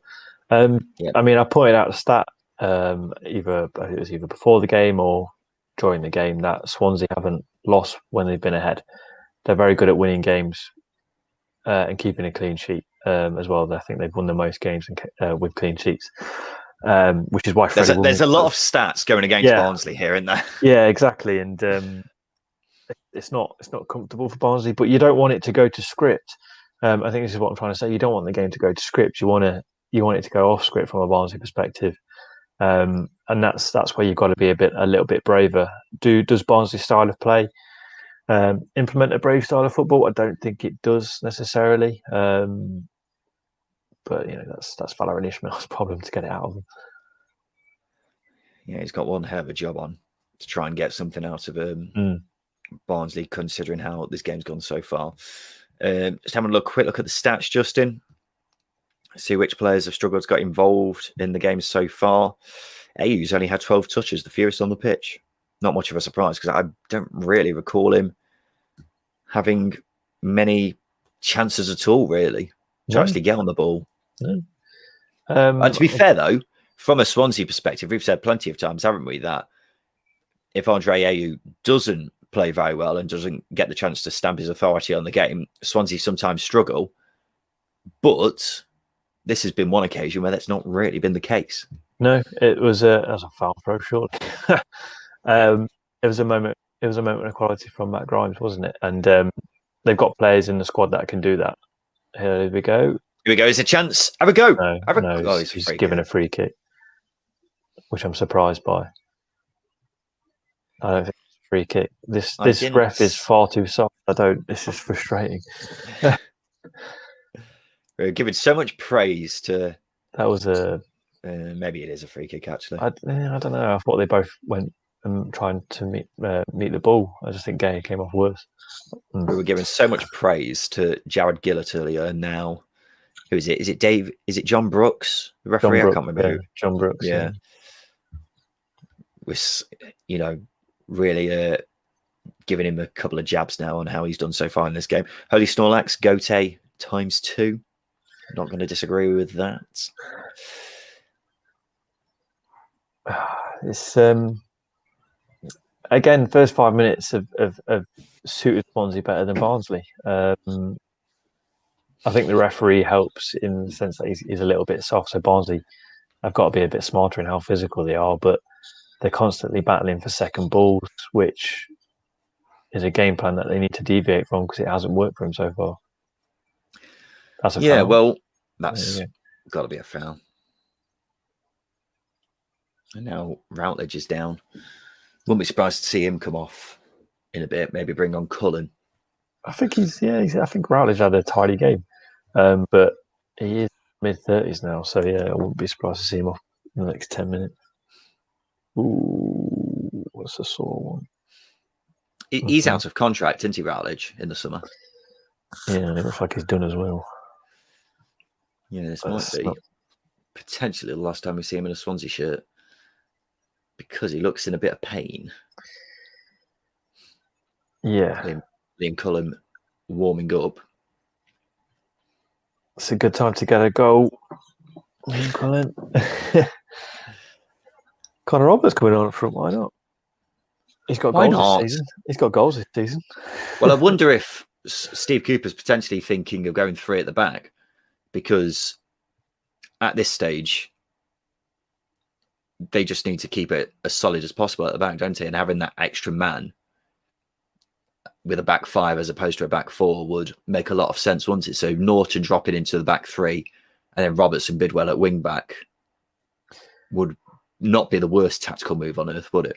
No, I think you're spot on. I'm agreeing with you again. I think going 3 at the back, as you say, would levitate towards a more defensive side of the game. But you bring on Connor Roberts, that's a very good attacking outlet for Swansea, and also you put Lowe and Ayew up front, and that's where they've been at the best this season. But I suspect I don't know who Cooper's pointing to. It's Connor Roberts. You are right, unless he curveballs and he does stick Connor Roberts up front. We never know. Why not? Just for the bants, to really show off. That would make sense, wouldn't it? He might take off Routledge here, go with that 3 at the back, and then just stick Lowe and Ayew up front in the kind of system which we've become used to seeing Swansea with this season in the old 3-5-2, which is kind of what Holy Snorlax is implying here.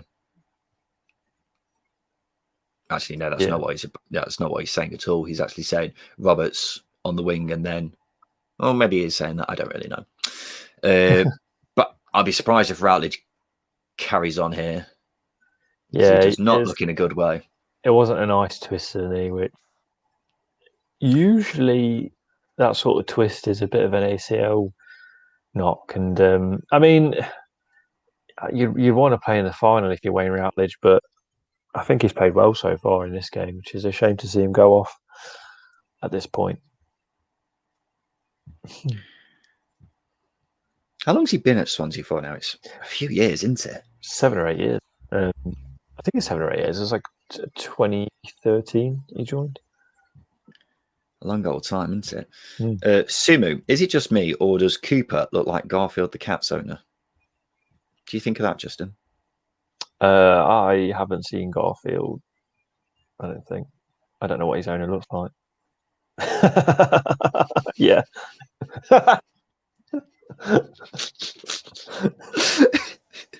Yeah.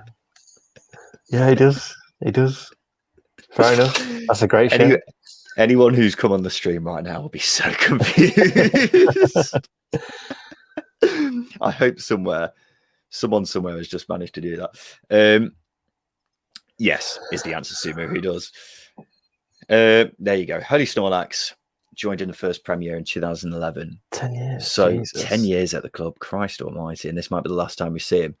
Yeah, he's getting a right old round of applause from the Swansea faithful, but he does not look in a good way. And I don't want to be too cynical, but considering he is 35 as well, if it's a serious injury, then maybe he won't be playing too much in the rest of his career. But hopefully that's not the case.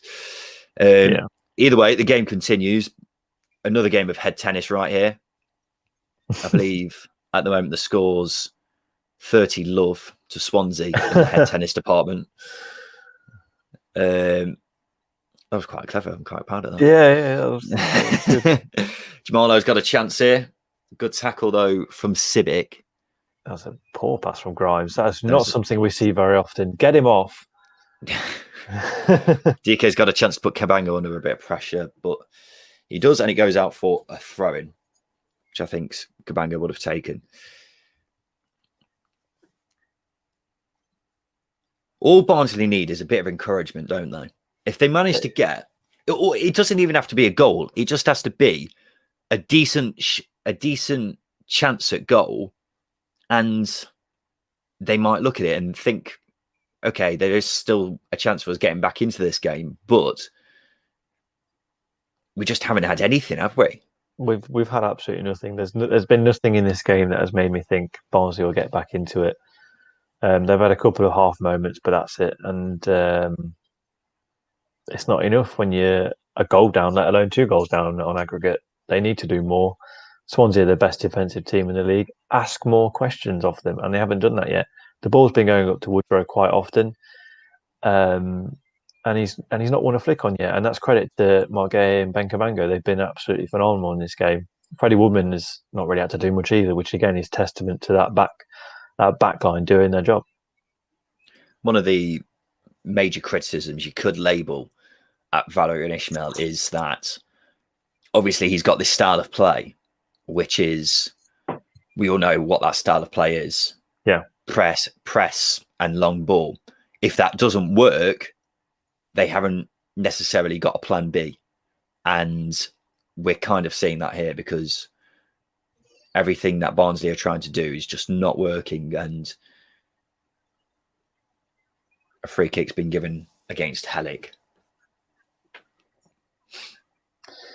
Yeah, you're right.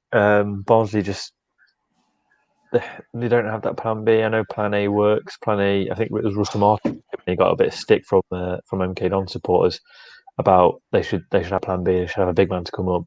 But if plan A works so well, and if the players play out plan A properly, then they won't need a plan B.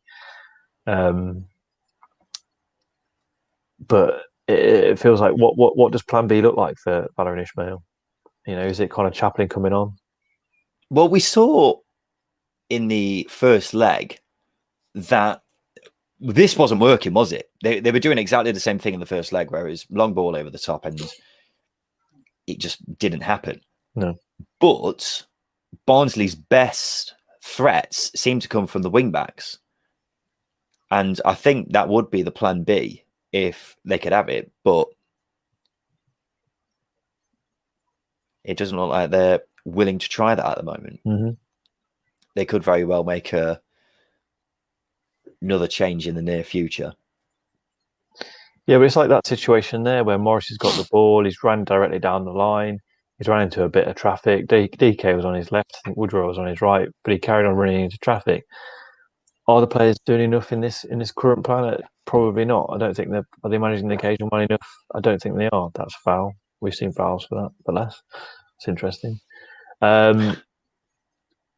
Yeah, but then again, I think that's also a testament to Swansea and how they defended. They've been incredibly ruthless in the way they've set up defensively. They just haven't allowed Barnsley to do anything. That's a foul. Oh, that's a big one, isn't it? I think that might be a sign of Marrett getting a bit frustrated. Yeah, arguably a booking because he's left a little bit on Grimes there. Yeah, he's the two captains there. Very similar players, actually, those two. Yeah, you're right. Yeah, he was not holding back there, was he? Again, it's going to be born out of frustration because Marrett hasn't had much freedom or license to do what he can. His left foot is arguably one of the best in the league. He's just ridiculously good with that left foot. We saw the volley in the first leg, actually, where he caught it on the full volley, took a deflection, and it went wide. I'm sure if it was on target, he was asking Woodman questions. Yeah, I'm just having a look at the stats. Marrett's had 26 touches, so he's not had as much of the ball as he might like. However, you won't be incorrect in saying that quite often Barnsley do have a habit of kind of bypassing the midfielders. No, exactly, and that's why second balls are important. And so far, that the midfield three in Fulton, Hurahan, and Grimes have swept up really well. Sorry, I've just realised my laptop's about to run out of battery. Keep talking for a second, Justin. I will do my best, but this is a great ball, great knock from Connor Roberts, which is what he brings at right wing back. It's another good interception there as well by Helek. But they've got. What's happening? I can't see the TV. Well, there was a bit of an attack from Swansea, but that's about it. And Carlton Morris has lost the ball again with his back to goal, which is arguably frustrating. And Fulton's got a neat touch there, and he was almost through on goal. So, fantastic commentary. I'm doing it all by myself while you're rustling around. At least I had Benjamin Bloom manages to do it on his own, mate. He's got years on me. But if everyone wants to flow over to Benjamin Bloom's football channel, then feel free. I'm not going to stop. Don't leave our stream because our stream's better. Put subtitles on Ben's. And then, I'm guessing he is streaming, is he? Yeah, should we start a YouTube rivalry with Benjamin? Send him a bit of abuse. I love Benjamin too much. I love him too much. Yeah, but you've got to get those views, haven't you? And there was a period on YouTube where people were just starting rivalries to get views. We should have a boxing match like all YouTubers. He is live streaming right now, actually. Shall we? Let's see if we can try and infiltrate his. Because let's be honest, this game isn't providing much excitement at the moment. It looks like it's going pretty straightforward, isn't it? And you plugging your laptop in was as interesting as it got in this game. Why in the second half, especially. So. Here's a challenge for anyone who's watching the stream: try and pass on a message to Benjamin on his stream. What message shall we send? You'd always try and deviate from the game because the game. So someone ask. Someone go on Benjamin's stream and ask him what's his favorite biscuit. The second tier wants to know his favorite biscuit, and then see if we can try and get a reply. I would like to know what his favorite biscuit and is. then let us know. Have. Let us know what his favorite biscuit is. Whoever asks, because I'm interested to know. Hypic says Thogdad v Spencer Owen next up on WWE. You have no idea who they are, do you, Justin? No, I don't. I'm an old, aren't I? I've been watching a lot of YouTube videos on plastering lately, so. Oh my god, you're so old. I at least know purpose. I at least know who they are. Thogdad was the guy who brought down the ESL, isn't he? He went to the Chelsea protest. That was Thogdun. Oh, there's a chance here for Barnsley, actually. We've got a corner. They've got a corner. I forgot football's going on. It was Thogdun who brought down the ESL. Thogdad is Thogdun's dad. That makes sense. Thogs. Those thogs. Hypic says he's asked Benjamin what his favourite biscuit is. I have got his stream on in the corner, but I obviously can't listen to it. I tell you what. Hello. To be fair, there's a chance. Finally, something to talk about. Finally, a Barnsley chance. That's a great delivery from Styles. It's exactly what you need. Just loft the ball in. Barnsley have got the physicality to get on the end of them types of balls. I'm hoping that is what I was just talking about a second ago, Justin, where Barnsley actually have just one chance at goal. That'll tell you what. Woodman's done Freddie well Woodman. Again, to be fair. I'm not sure that was the most. No, I think he's done well. He's crowded there. He's crowded. Let's see a replay. I'm quite. I think he's got something on there. He's knocked it onto Woodrow's head, not Woodrow. Yeah, he's done enough there. That's good. That's good. That's fine. We'll take that. I'm not sure. That's a great lead. But Morris. I'm hoping that Morris chance, albeit it's a half chance, goes some way to providing a bit of spark. A bit of a spark from a Barnsley perspective, because I think that's the first save Freddie Woodman's had to make, isn't it? It's the first thing he's had to do. Routledge is walking. Oh, there's again, Routledge. Great. Routledge is walking. That's good. Calves are massive. He's not got any, medical equipment on. So medical equipment. Well, bag of peas. I was thinking like a cast or something like that, or an ice pack. Yeah, a brace or a walking boot, or an ice pack. He's not even strapped it up, unless he's accepted. Can we go back to the big question at hand? Did anyone find out what Benjamin Bloom's favourite biscuit is? Hypic says he asked, but I don't know if he managed to get an answer. Can we have some sort of update from someone? We need. What do you reckon his favourite biscuit is? He likes a snazzy shirt. So I'm going to go party ring. I reckon he's more of a digestive man, personally.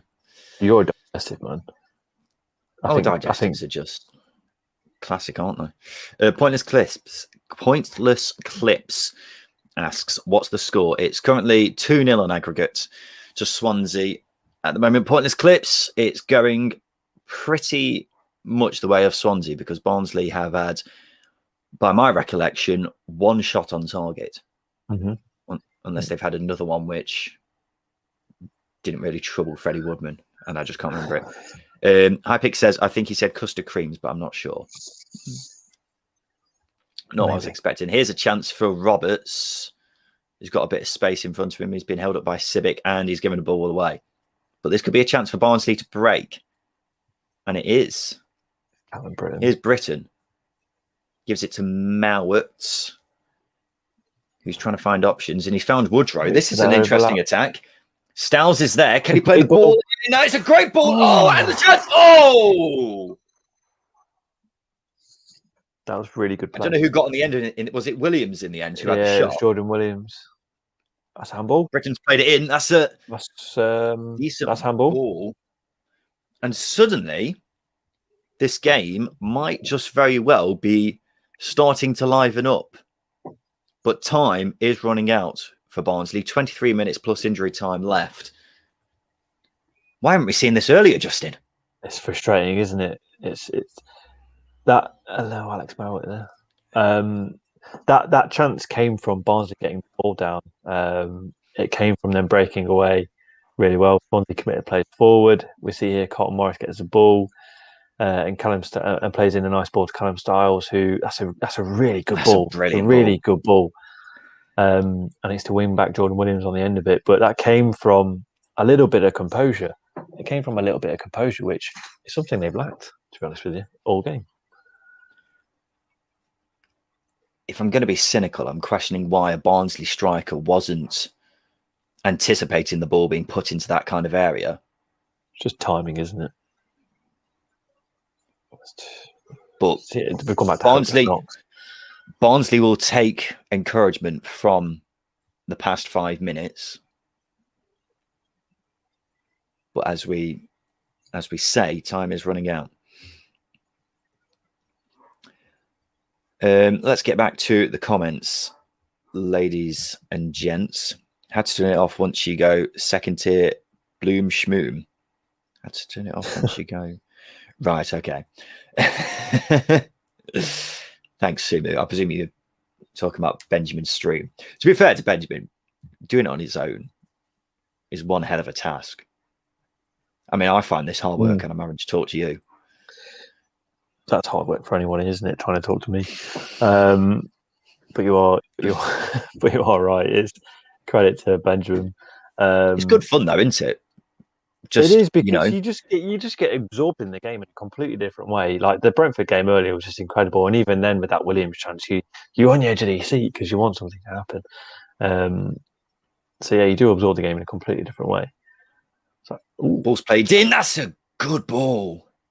I've just come across a tweet that hits the nail on the head. The Sky Bet players are the best thing ever, unless you're in which case you wish you were dead. Yeah. Which is absolutely you being a Derby fan, I think you can definitely back that up, can't you? Yeah, I've had my best and worst memories as a football fan in playoff. So yeah, can definitely back it up. Spot on there.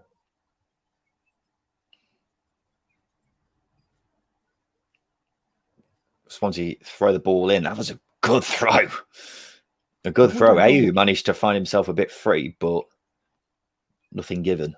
And Williams has got a chance here to break for Barnsley. Oh, he's decent attack. This can he play a good ball? Okay then. Okay. Game on. Cauley Woodrow, fantastic finish. I mean, as you say, brilliant work by Williams, but Barnsley are back in it. Oh, Matt Grimes slips. I thought Grimes dived in there, but that is a finish and a half, isn't it? That is great stuff. The run is just ridiculous, relentless. The run, the pass, because plenty of other players would have just not even looked up. Plenty of other players would have not even looked up and just fizzed it in across the box. But he's found Woodrow there on the edge of the box. And now, Justin, we've got a very interesting final 20 minutes. Final 20 minutes. This is going to be good. After 70 minutes, where this game seemed to be only going in one direction, Barnsley fans have got a bit of excitement. Holy Snorlax here, Holy Snorlax, sums it up. Holy Snorlax, who is a Swansea fan, for anyone who isn't aware, has been providing greater update throughout the day on both games. And it just rings through that tweet that I read. They're great unless you're in them. Absolutely. But just going back to that goal, the run from Williams was great, but I thought he lost the ball a little bit because he got to that final couple of steps and the ball held up a little bit, and that's probably why he didn't get enough contact on the cross, because it was a a bit of a fluff cross, but it was a right area for Woodrow to run onto. Sumo says you're not singing anymore as there's no away fans. Valid point. It would have been interesting to see how deathly silent it would have gone, because the Danjuma goal earlier, when he was bearing down on goal, it was just complete silence. Yeah. It's a weird kind of feature that we've got now, isn't it? Because we've been so used to just boring crowd noise, generic boring crowd noise over the past God knows how long. And now we're actually getting generic, organic fan noise. And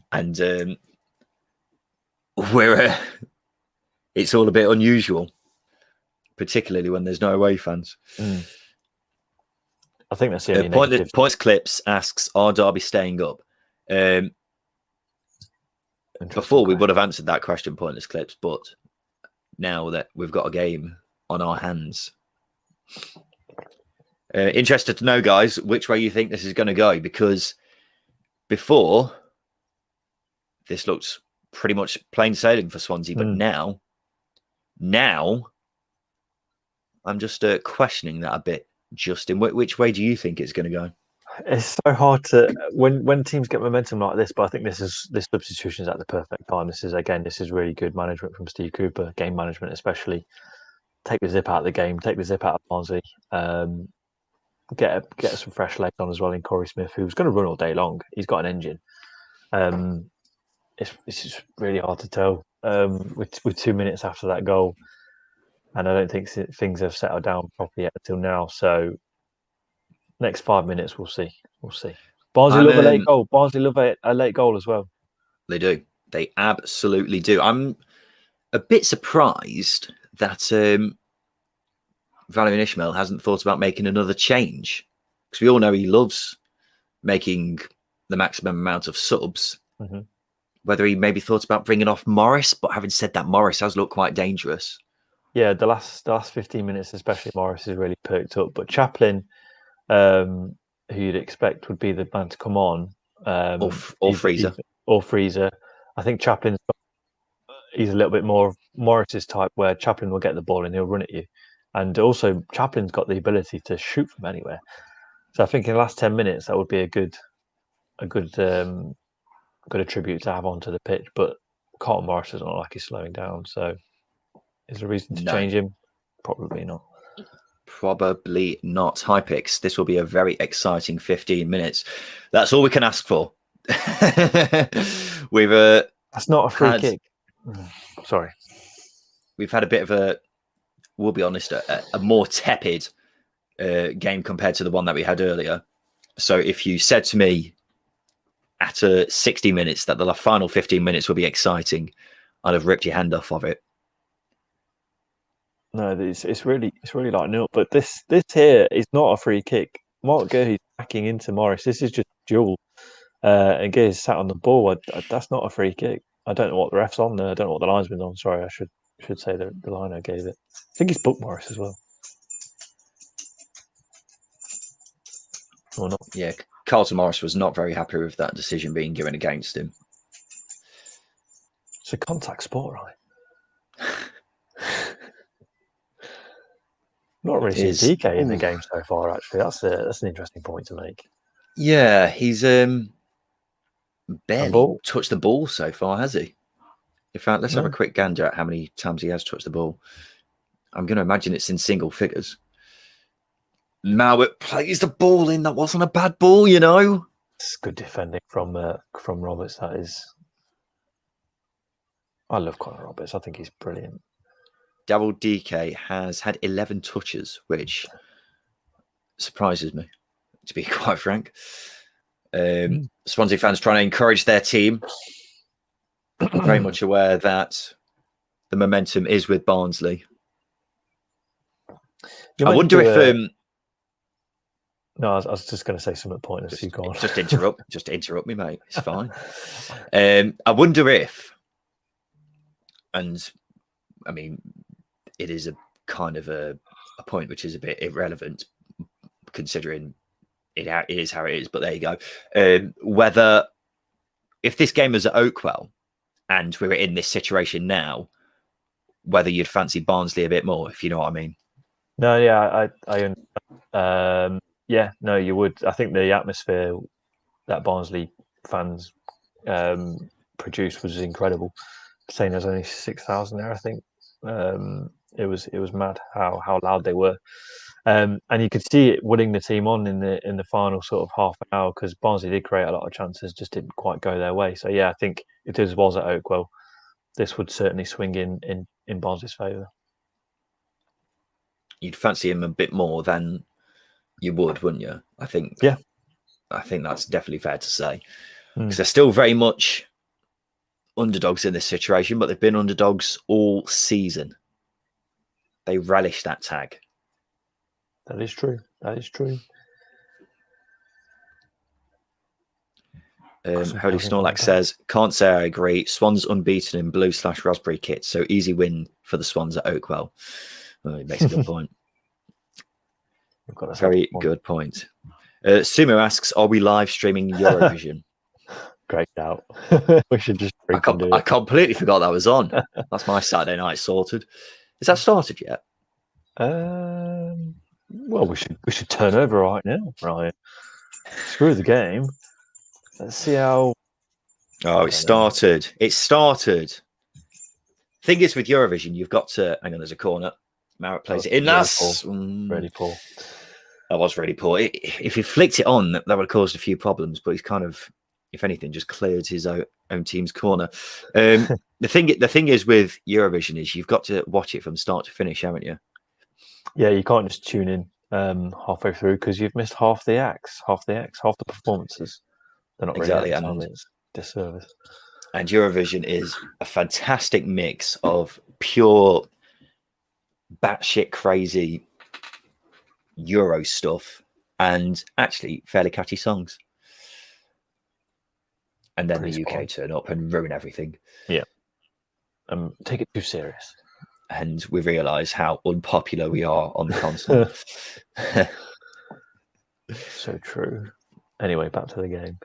Back to the game. Swansea trying to break. And they've got a chance now. Corey Smith was through, but Robert's ball there wasn't great. 10 minutes left for Barnsley to try and find another goal and take this game to at least extra time. Whether they can do it is another question. They have looked a bit more threatening in the past 10 minutes or so compared to how they have all game. They're knocking it about really well now, and they look far more threatening than they have done all game, where they've just been relying on second balls in that final third. There's a lot more running off the ball as well, as we're seeing with Civic there. Oh, that's another really poor cross. So, yeah, that I think that then from Callum Britton, and I think it's something he's been a bit guilty of a couple of times in this game, is that he's crossing for the sake of it. It's not like the cross is the best option there, if you know what I mean. Yeah, I think when you're in that area where you've got the opportunity to cross, I think the remit you're always going to get is just put it into a dangerous area, hope that your forward's there. But obviously that falls into the remit of hopeless crossing. Which I don't think Barnsley have the right personnel to do that. I know DK is a big man. I know Morris is a big man. I know Woodrow's always going to pop up in a box. But if you're putting it into the right area and you're wanting your big man to get on the end of it, it needs to be a big target man who's renowned for being a big target man, like Matt Smith. I'd say as well, on that point, Swansea are the kind of side where if you do loop the ball into the box, you're very unlikely to win stuff, because Swansea do not concede many goals from crosses. No, you're absolutely right. And that again,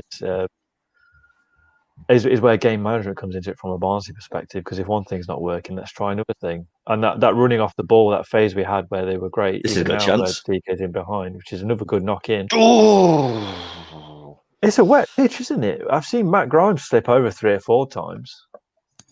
I think that's the best chance Barnsley have of scoring. It's similar to what we saw earlier. These low crosses, these low drilled crosses, are causing more of a threat to Barnsley than Swansea, than loopy crosses into the box. Yeah. Set pieces haven't really worked here, so this will be interesting to see if they can do something a bit different. It's a dink ball in. It's another That deep is- ball. oh, that's Oh, that was a good chance. he's gone up like a fraction of a Morris second again. too early. He's gone up a fraction of a second too early. Yeah. Oh, he was on the way down, wasn't he? Yeah.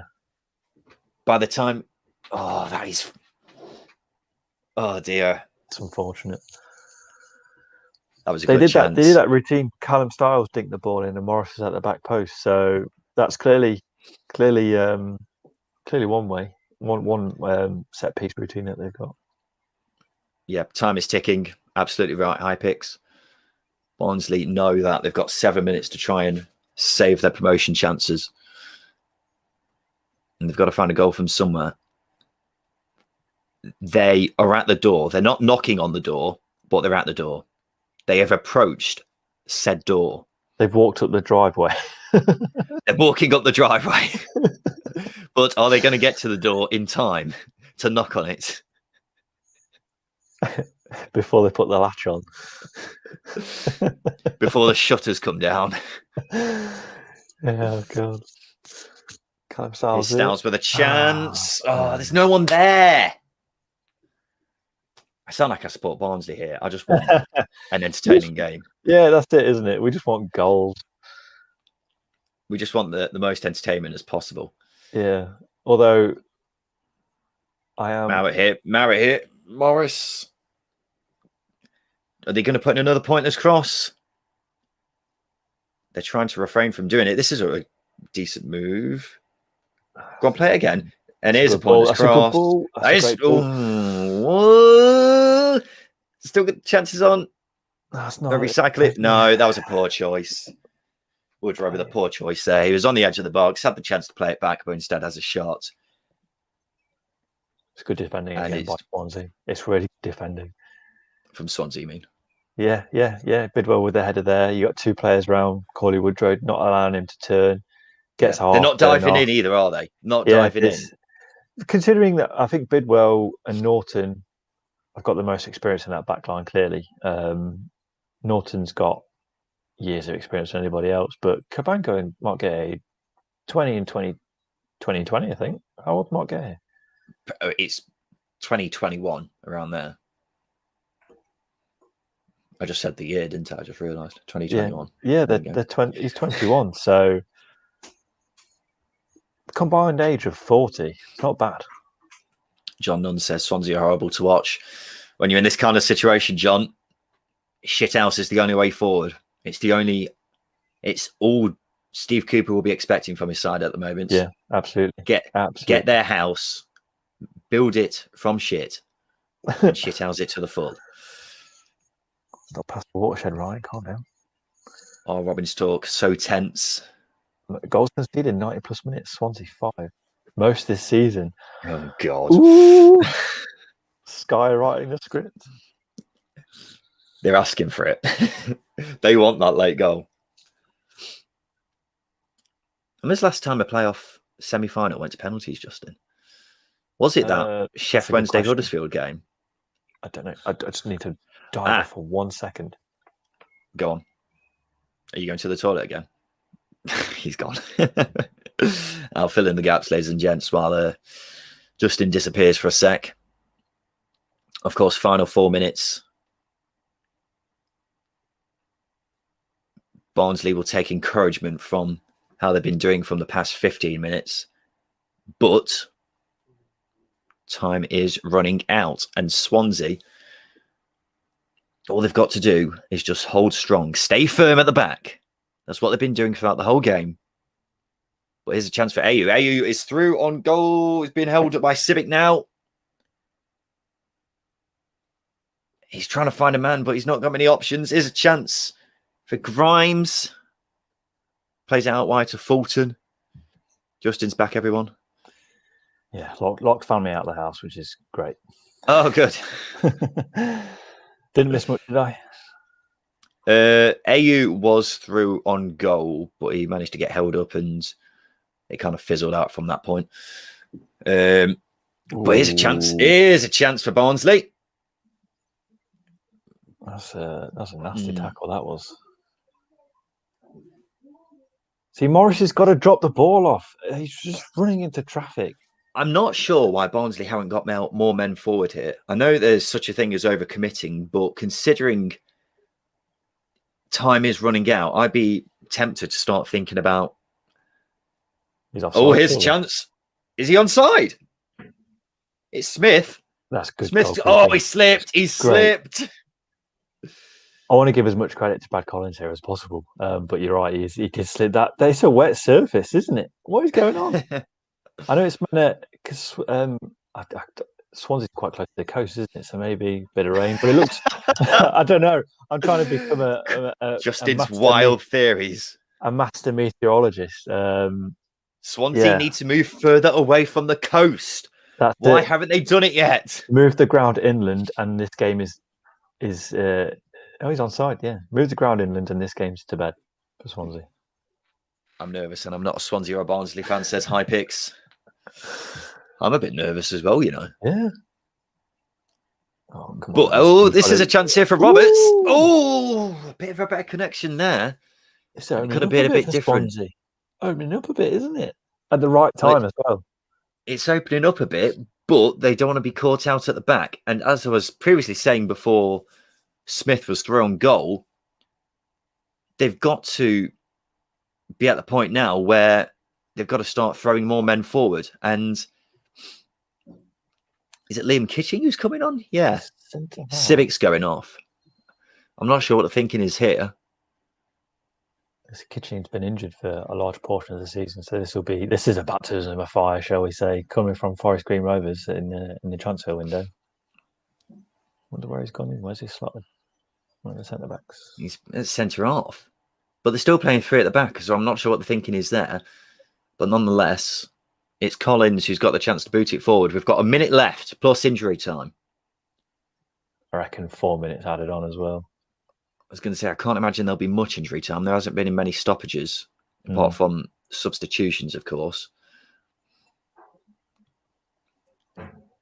And it's cleared away by Swansea, who I think will be happy with how this game is set out at the moment.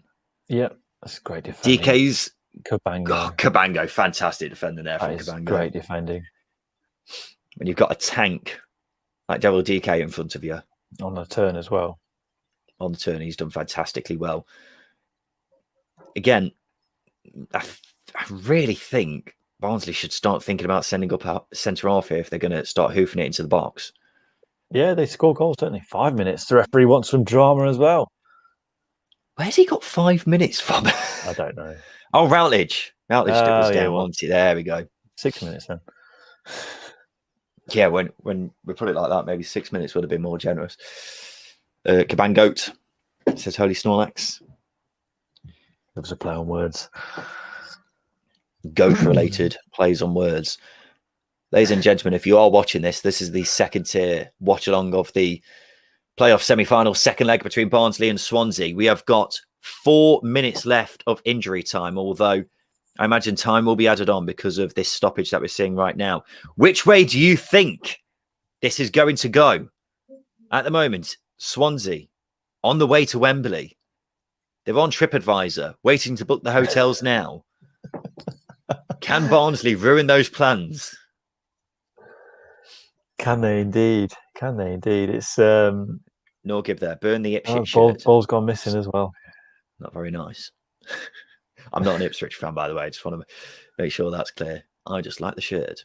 I'm just a big fan. Did you buy a Coventry shirt? Yeah, it's there, mate. Oh, I was trying to get one. I couldn't find one in my size. It's good. Anyway, back onto the game. Yeah. Last chance here. Here's a chance. Jordan Williams has got a bit of space, but it's just another ball in, and yeah, we're just into half chance crossing. Why is Connor Roberts got no shirt on? Why is he topless?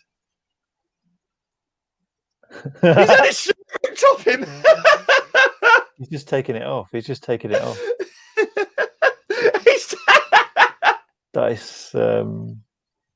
That's bizarre. What has happened there? He'll take his time getting this on. It's a good thing you had the white Under Armour on, isn't it? Yeah, that's great shithousery. And Matt Grimes has picked up a mystery injury. It's called an injury. They just pop up. Oh dear. Whatever the case, 3 minutes left now of injury time. Can Swansea hold on? They're trying to run down the clock as much as possible. Woodman's got the ball in. Surely we go into 96 and a half minutes. Surely the referee adds this time on, because that is... I was going to say, if the ref calls time at 95 minutes, Valérien Ismaël will not be a happy man. Oh, he will lose his shit. I mean, I don't think he's a very happy man as it is, based on his facial expressions right here. He's got very, very angry looking eyebrows, doesn't he? I wonder if they're his resting eyebrow stand. Or whether he's just permanently angry, like the Hulk. Valérien Ismaël, the Hulk. Ishmael. If Barnsley lose, he's going to go proper Hulk. Down to his suit trousers, flying around the Liberty Stadium, just ripping stuff up. Swansea very much taking it to the corner. It's a goal kick, which will give Barnsley a chance. Hang on a minute. All the balls are off the cones, Ryan. How mysterious. Where have they gone? Last chance for Barnsley. Or Swansea going to Wembley? You've got to slide that ball into Hellick there. There's a chance for Jordan Williams to play the ball in. It's not a bad... Oh, I was going to say that's not a bad ball, but it's headed wide. And it will give chance for Swansea to waste a bit more time. I think there's one more chance in this for Barnsley. One more cross at the very least. They'll be hoping so. We've got 5 minutes of injury time. We're on 94 and a half minutes. I'll be very surprised if the whistle does go in 30 seconds, because there's been a lot of time wasting from a Swansea perspective, but the atmosphere is buzzing at the Liberty Stadium. They know that Wembley is on the horizon. That is a meaty tackle from Jordan Williams. I didn't think it was that bad. But the referee's going to book him. Who's he booking here? Is he all right? What? What? Who is he? Okay. I'm not sure what's going on there, but is he giving it for... Oh. It was a bit naughty from Fulton, but... I'm not sure that's a foul, but nonetheless. This will be Barnsley's last chance. Keeper's up. Oh, no. Here we go. Jamal Lowe. Yeah, just get it out. There's no one back there. Are we going to have one more chance? Staying in as well. It's gone now.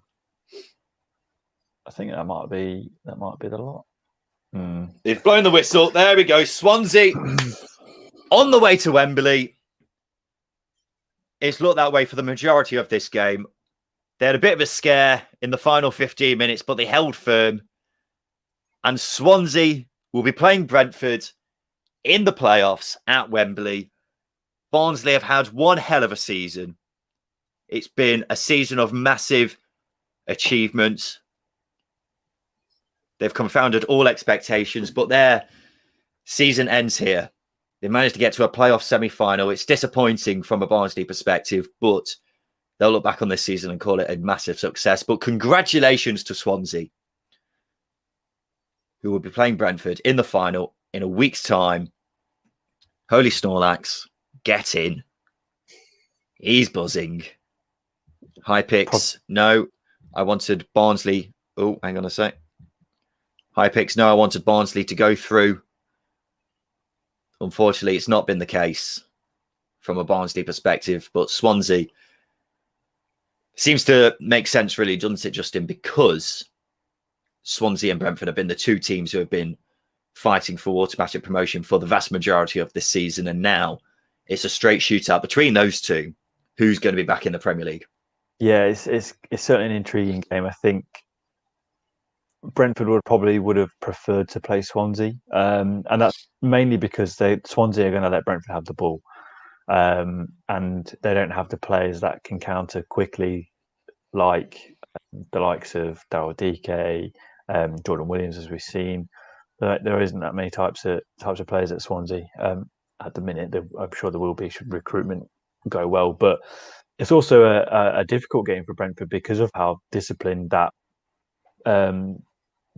Swansea have been in these two legs. I think from a defensive point of view, they've been absolutely incredible in this game in the semi-final against Barnsley.